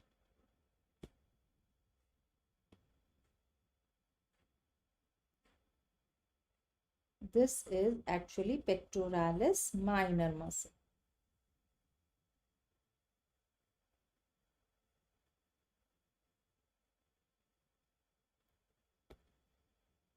Got it? Okay. Now here, few more veins I have drawn. One is the lateral thoracic vein here, and the other is we will draw the subclavian vein, and that is subscapular vein.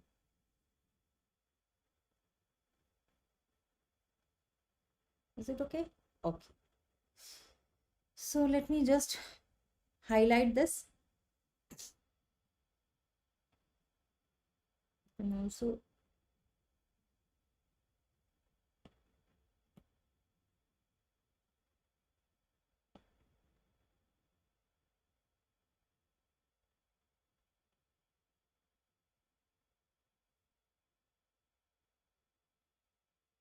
okay, so it's actually always pectoralis minor muscle has been taken as a landmark so that we can understand that this is which branch or the tributary of which branch of axillary artery or which tributary of axillary vein. So that is important. So always the pectoralis minor muscle as a landmark has been taken. Okay, these are all bony things which I have made surrounding just to get an idea. Like this is the first rib.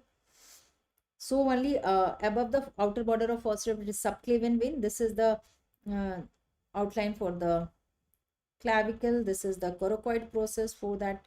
This is the joint, glenoid joint, and this is the humerus. So this is giving you an outline of the location. Okay. So yes. Okay. Now let's also have a idea of the pectoralis. We have done teres major muscle also I will draw so that you get an idea of the muscle.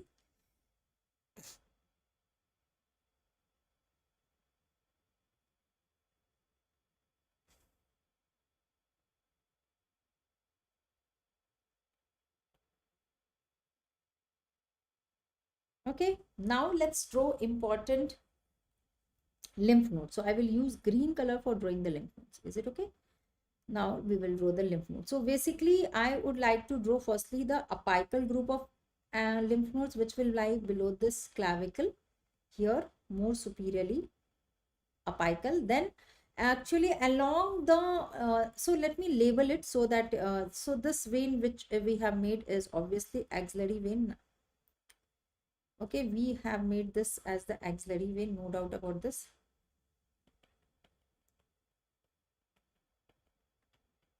Okay, now this is the lateral thoracic vein and this is the subscapular vein. So this vein is lateral thoracic vein.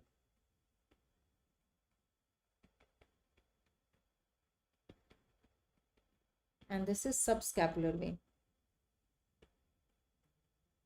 This is subscapular vein. Okay, this is the lateral thoracic vein and this is the subscapular vein. Now we will draw anterior or pectoral. So what I have told you, anterior or pectoral group of lymph nodes are lying close to lateral thoracic vein. Then we have got posterior or subscapular lying close to the subscapular vein. Okay. And in between here, we will have the central group of axillary lymph node. And close to the axillary vein here, we can draw the lateral group of axillary lymph node. So lower to this vein which you are seeing is the basilic vein. Now let me just label this group of axillary lymph nodes. So see here, all the groups, 5 groups I have shown, and let me just label it. Okay, all the 5 groups I have shown. So what I have here, you can see the one which is lying close to the lateral thoracic vein, it is the anterior or pectoral group of axillary lymph node. Got it? This one is the apical group of axillary lymph node. Apical group of axillary lymph node. This will be the posterior or subscapular group of axillary lymph node. This will be posterior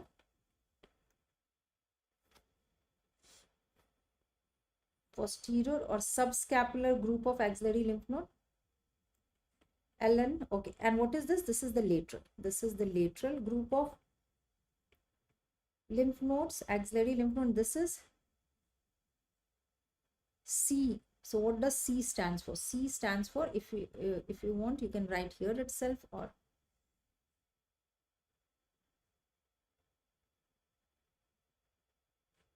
so this group is the central group of lymph node. So this is how you will make the location of lymph node, and for understanding the location of lymph nodes, you have to draw an outline of the muscles for identification of the location of lateral thoracic vein, axillary vein, and the subscapular vein, and then you can show the location of lymph nodes accordingly. Okay, so we are now knowing the drainage, and we are now quite aware of the lymphatic drainage of these 5 group of axillary lymph node, and we are also knowing the location of vein and the location of lymph node. Okay, so now next, and we have also talked about clinical anatomy. Next important topic which you have to know in this series is to know about subscapular anastomosis. Okay, subscapular anastomosis can come as a short note, can come as an MCQ also. Okay, so let's talk about that. Okay, before that, so we have done, before that I just want you to show this image. Okay, so what is this image? Actually this image is showing you the level of lymph nodes. Okay, so basically axillary lymph nodes are also described as in the form of level 1.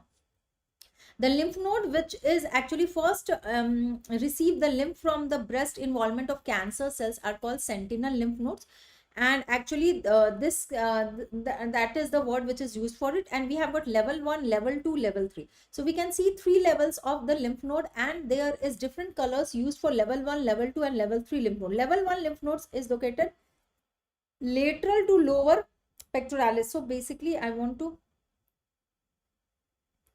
again highlight this muscle. So which muscle is this? This is pectoralis minor muscle. So write down level 1. Level 1 has been shown in the red color as it is. Okay, you can see the red color as the level 1. You can see red color structure as the level 1, no doubt about this.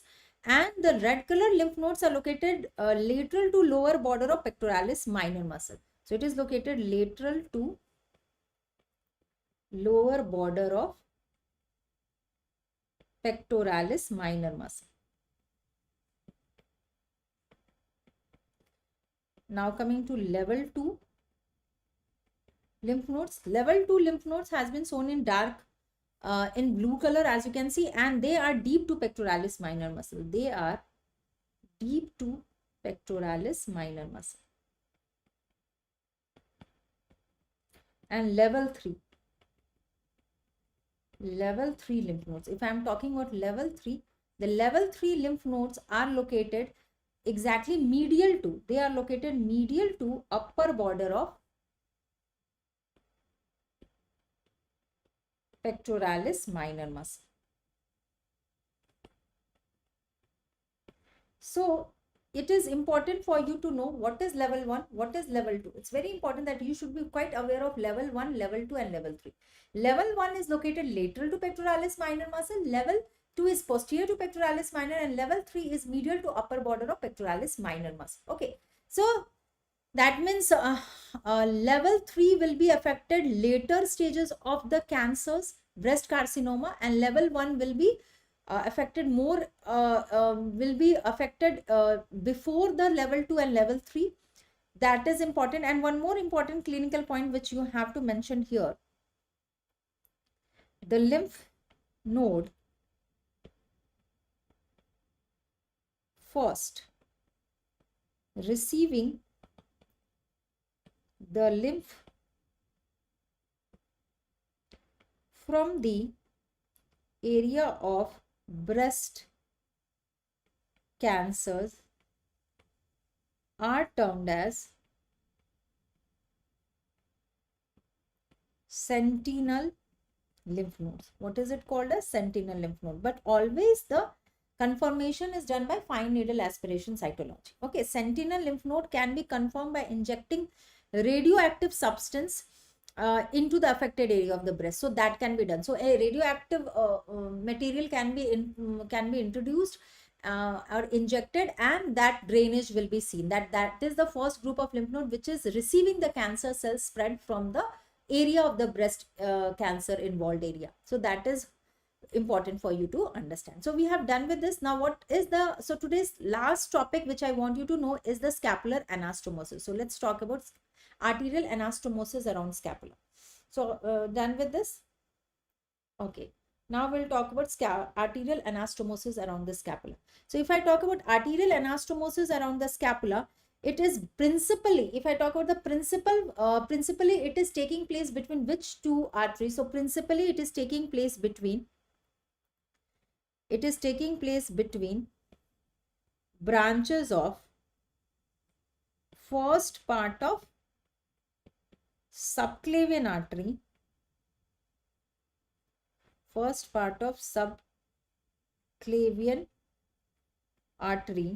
and third part of axillary artery. Okay, got it? So basically this anastomosis is between the branches of first part of subclavian artery and the branches of third part of axillary artery. Now my dear students are knowing that we are knowing the branches of third part of axillary artery, and first subclavian artery will study in head and neck region, but I will tell you the branches from the first part of the subclavian artery like thyrocervical trunk and its suprascapular artery. These are the arteries which is taking part in formation of arterial anastomosis. So wherever there is an anastomosis, there is a collateral circulation form, and if major artery is blocked, that means if there is a subclavian artery and if there is any blockage which is basically the blockage is anywhere between the first part of subclavian artery and third part of axillary artery, there is an additional collateral circulation which is formed, which will again help to feed the upper arm. So this is how the maintenance of arterial flow is maintained around the upper arm because of the presence of these anastomosis. So that means the arteries branch, that is the third part of axillary artery, branches majorly, and the branch of from the first part of subclavian artery. Still, if there is any important part of the arteries being blocked, these will form anastomosis and will feed the upper limb. That is an important clinical anatomy which you have to understand. So anastomosis. So let's talk about scapular anastomosis. So majorly I have told you that about the scapular anastomosis, which are where is the main artery forming, but I would also like to tell you that this anastomosis around the so we will draw a diagram for it. Before that, I just want you to mention the scapular anastomosis which is taking place around the body of scapula. So around the body of scapula, following arteries is forming the anastomosis, and these are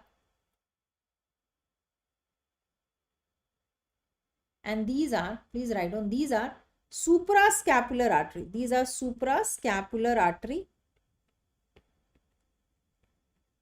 which forms, so these are the suprascapular artery which will form anastomosis. Also we have got circumflex scapular artery which will take part in formation of anastomosis. Okay, we will also have deep branch of transverse cervical artery, transverse cervical artery, which will also take part in formation of anastomosis. Now, I want everybody that you should be focusing on the point that these arteries are the branches of which artery. Okay, these arteries are the branches of which artery? Suprascapular artery is branch of which artery? Circumflex scapular artery is a branch of which artery? And deep branch of transverse cervical artery is a branch of which artery? So when I am talking about the suprascapular artery, it is a branch of thyrocervical trunk. It is a branch of thyrocervical trunk, and thyrocervical trunk is branch of first part of subclavian artery. Thyrocervical trunk is again the branch of first part of subclavian artery. It's the branch of first part of subclavian artery. Got it? Now, circumflex scapular artery is a branch of subscapular artery, and you already know that subscapular artery is a branch of,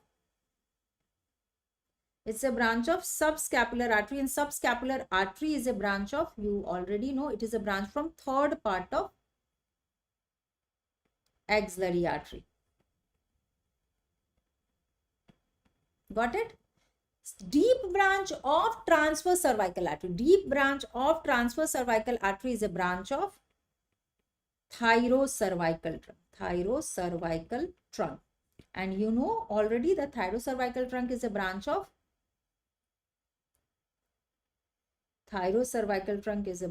first part of, it's a branch of first part of subclavian artery. Okay, so we have got this arteries which is forming major source of anastomosis around body of scapula. What else? We have to also know the arteries which is forming anastomosis around acromial process. So please note down arteries which is forming anastomosis around acromial process. So for that we have got three main arteries which is forming the anastomosis. So write down the name. The three arteries are acromial branch of suprascapular artery, acromial branch of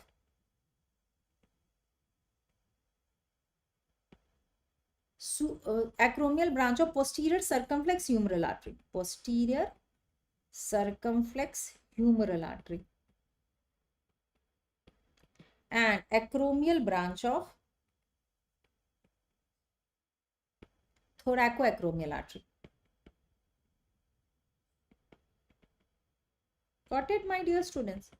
So these are the arteries which is forming the anastomosis. So we have got acromial branch of suprascapular artery, acromial branch of posterior circumflex humeral artery, and acromial branch of posterior circumflex humeral artery, which is forming anastomosis around the acromial process of scapula. Here suprascapular artery is a branch of first part of subclavian artery, and posterior circumflex humeral is a branch of third part of axillary artery, and thoracoacromial artery is a branch of second part of axillary artery. So these together forms anastomosis around the acromial process of scapula.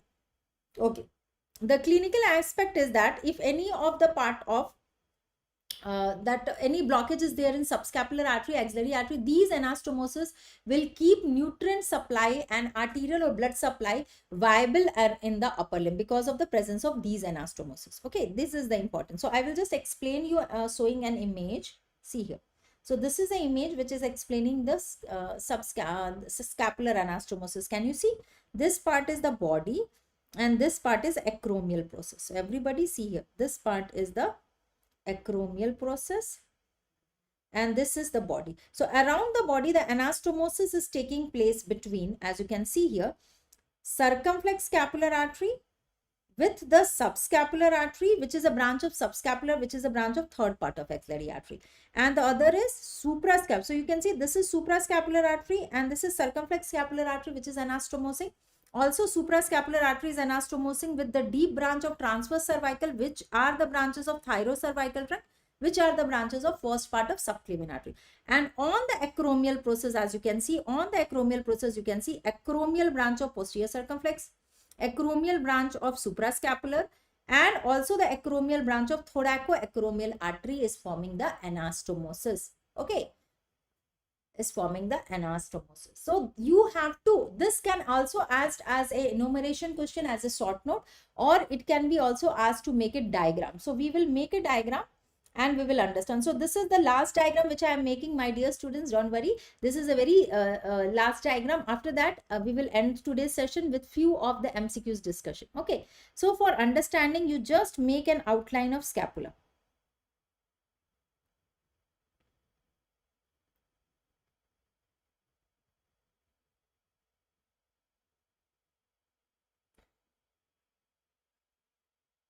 So what is this? The outline of scapula I have made. And as I want to show you the posterior aspect, so I will make the acromial process.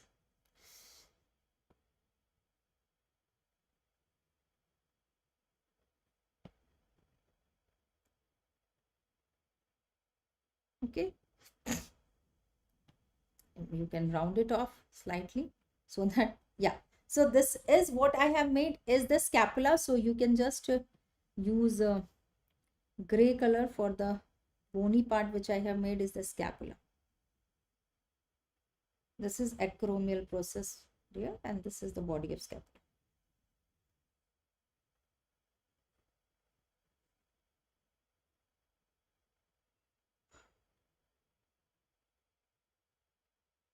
Okay, dear.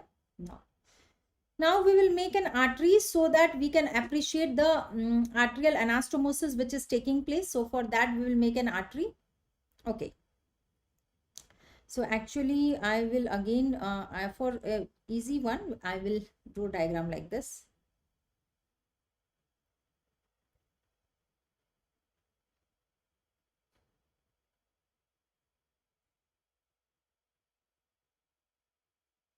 Okay. So these are all schematic diagram just to make you understand. Okay.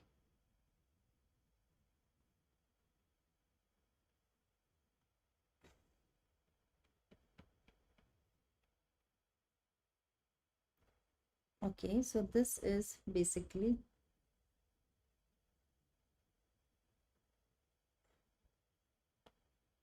here I will use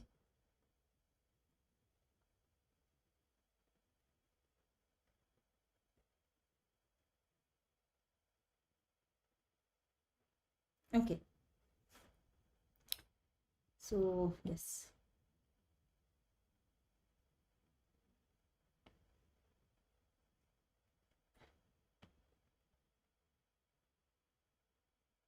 So what I have made is the first part. This will be the till this level. You can make the subclavian artery first part. This is subclavian artery first part.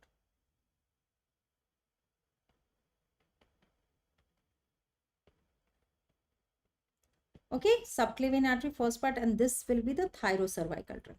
Thyrocervical trunk. Is it okay? This is the thyrocervical trunk. And these arteries are sprouting from the first part of the, this arteries are sprouting from the first part of thyrocervical trunk, first part of subclavian artery. Okay. Okay. This part is the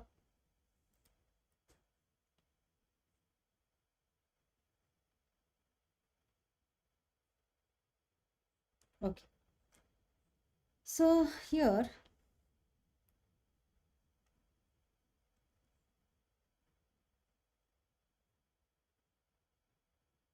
this is actually axillary arteries.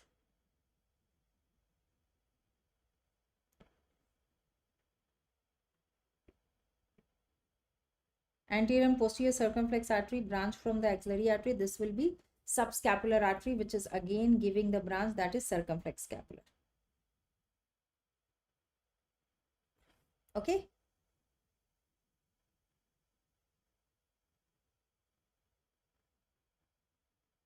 Okay. Okay. So this part is actually axillary artery. So this part is the axillary artery, and this here I will make one. So this part is the axillary artery, and here I will make the sprouting branch, thoracoacromial arteries.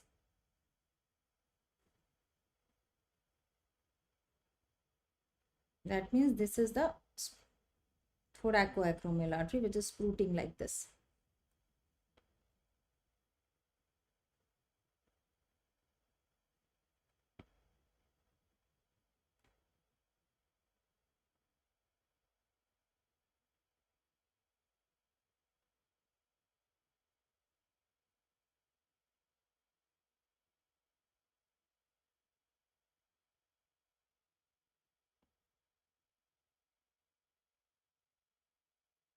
Okay, down.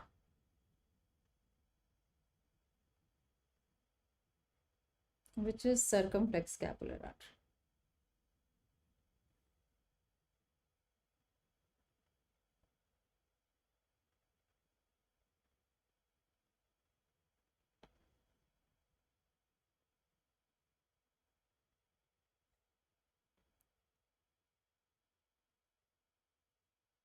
Okay, these are giving branches.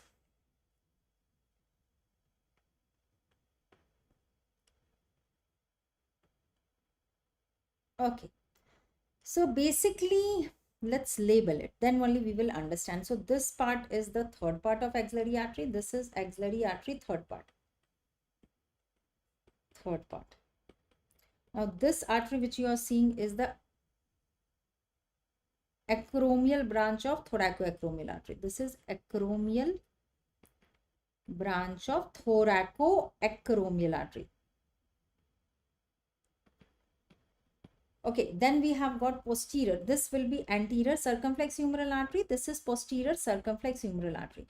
And what I told you, posterior circumflex humeral artery again gives one branch going towards the acromial process.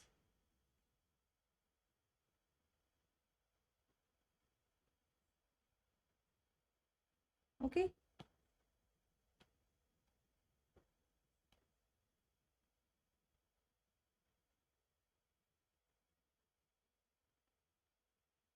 Okay. And one from the suprascapular artery.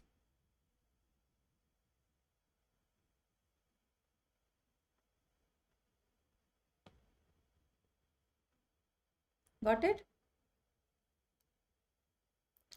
So let me just label it. So this artery is suprascapular artery. This artery is suprascapular artery.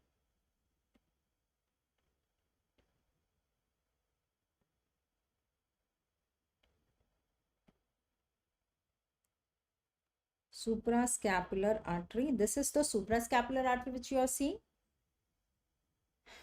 Okay, and this is the deep branch of thyrocervical tract. This is the deep branch of transverse cervical artery.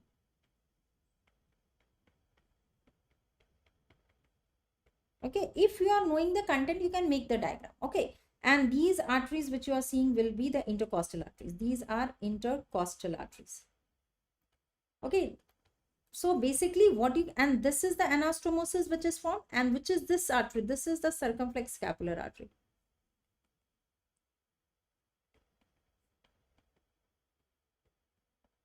This is the circumflex scapular artery. So yes, my dear students, so you can see this is the location where the important anastomosis is happening over the body of scapula between the suprascapular artery. Between which arteries, dear? Between the suprascapular artery and the circumflex scapular artery, which is a branch from subscapular artery, which is a branch from, if you want to label it. Okay, so which artery will be this? This will be subscapular artery, SSA. What is SSA? Is subscapular artery. Subscapular artery. And you know that subscapular artery is a branch of third part of axillary artery. So that is clear. Also on the acromial process, in the acromial process, you can, three arteries are anastomosing, as you can see. That is one branch from the acromial branch of thoracoacromial artery, one from the acromial branch of suprascapular artery, and one from the branch of posterior circumflex humeral, thoracoacromial artery, the acromial branch, suprascapular artery. So these are the major anastomosis, and also deep branches of transverse cervical arteries forming anastomosis around the body of scapula. So this is how you can remember the anastomosis which is happening around the body and acromial process of scapula. So we have done with this. Okay, I will just check with the students, have they understood or not? My dear students, have you understood? Okay, any doubt you can ask me, my dear students. Okay, so basically let's solve the MCQ. So we have finished one important topic today, that was axilla. We have finished axillary, axilla boundaries, content. We have drawn a horizontal section showing axilla content, boundaries. We have drawn a diagram showing the branches of axillary artery. We have enumerated the relations and branches of axillary artery. We have drawn 3 diagrams showing the relations of first part, second part and third part of axillary artery. And we have also drawn a diagram showing scapular anastomosis and enumerated the anastomosis. Okay. So, and also we have discussed the axillary vein, and we have discussed the tributaries, and we have discussed the location of axillary lymph node along with the clinical anatomy. Now let's go with the, so let's solve few of the MCQs related to this topic, and that is important at the end. So cephalic vein drains into which of the following vein? Cephalic vein drains into which of the following vein? So that is my question. So all of you can tell me the answer, and I have discussed it also and shown you also that cephalic vein is draining into axillary vein. So that is the right answer, my dear students. Muscles forming medial wall of the axilla. So I have drawn a well-labeled diagram where I have drawn the anterior, posterior, medial and lateral wall. So can you tell me which of the following muscle? Whether it is subscapularis, teres major, pectoralis minor, serratus anterior, which of the following muscle is forming the medial wall of axilla? And the right answer is the muscle of the chest wall, that is serratus anterior muscle, innervated by long thoracic nerve. Now, the terminal axillary lymph node are also called as, what is the other name given to terminal? What is the other name given to terminal axillary lymph node? Apical, central, lateral or pectoral? So what is the name given to the terminal axillary lymph node? The right answer will be apical. Got it, my dear? We have discussed this. You can pause the video and solve the MCQs. Now, all are true. All of the following are true regarding axillary lymph node, except all of the following are true regarding the statement about axillary lymph node. Posterior group lies along subscapular vessels. Lateral group lie along the lateral thoracic vessel. Apical group lies along axillary vessels. Okay, and apical group lies in the terminal lymph node. So the right answer is all of the true except. So lateral group lies along lateral thoracic vessel is wrong. Lateral group is lying along the axillary vein, and lateral group is draining upper limb. So that is the wrong statement. Okay. If I talk about the anterior group of axillary lymph node, if I talk about this anterior group of axillary lymph node, anterior group of axillary lymph node as related or lying on the lateral thoracic veins. Now, in subclavian artery block, on the outer border of the rib, all of the following arteries helps in maintaining the circulation to upper limb except thyrocervical trunk, suprascapular, subscapular, superior thoracic artery. Actually, here thyrocervical trunk is a branch of first part of subclavian artery. Suprascapular is also a branch from the source of thyrocervical trunk. So, it is also a branch from the first part of subclavian artery. Subscapular is the branch from third part of axillary artery, and superior thoracic is the branch from first part of axillary artery. It is a branch from first part of axillary artery. So basically what I told you, the major anastomosis which is found in the scapula is between the branches of first part of subclavian artery and third part of axillary artery. So superior thoracic artery is not taking part in formation of anastomosis, and that is the right answer. Okay, my dear. So we have done with today's session. Any doubt, please let me know. My dear students, if you are not understanding anything, please let me know. Okay. If anything you are not understanding, please let me know.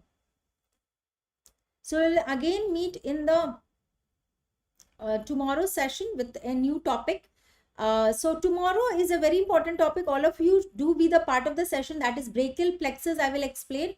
with a well-labeled diagram, all the branches with a small story to remember the branches on different parts of brachial plexus, the clinical lesions. So clinical anatomy, in which we will discuss, I will discuss about the lower trunk and upper trunk brachial plex injury.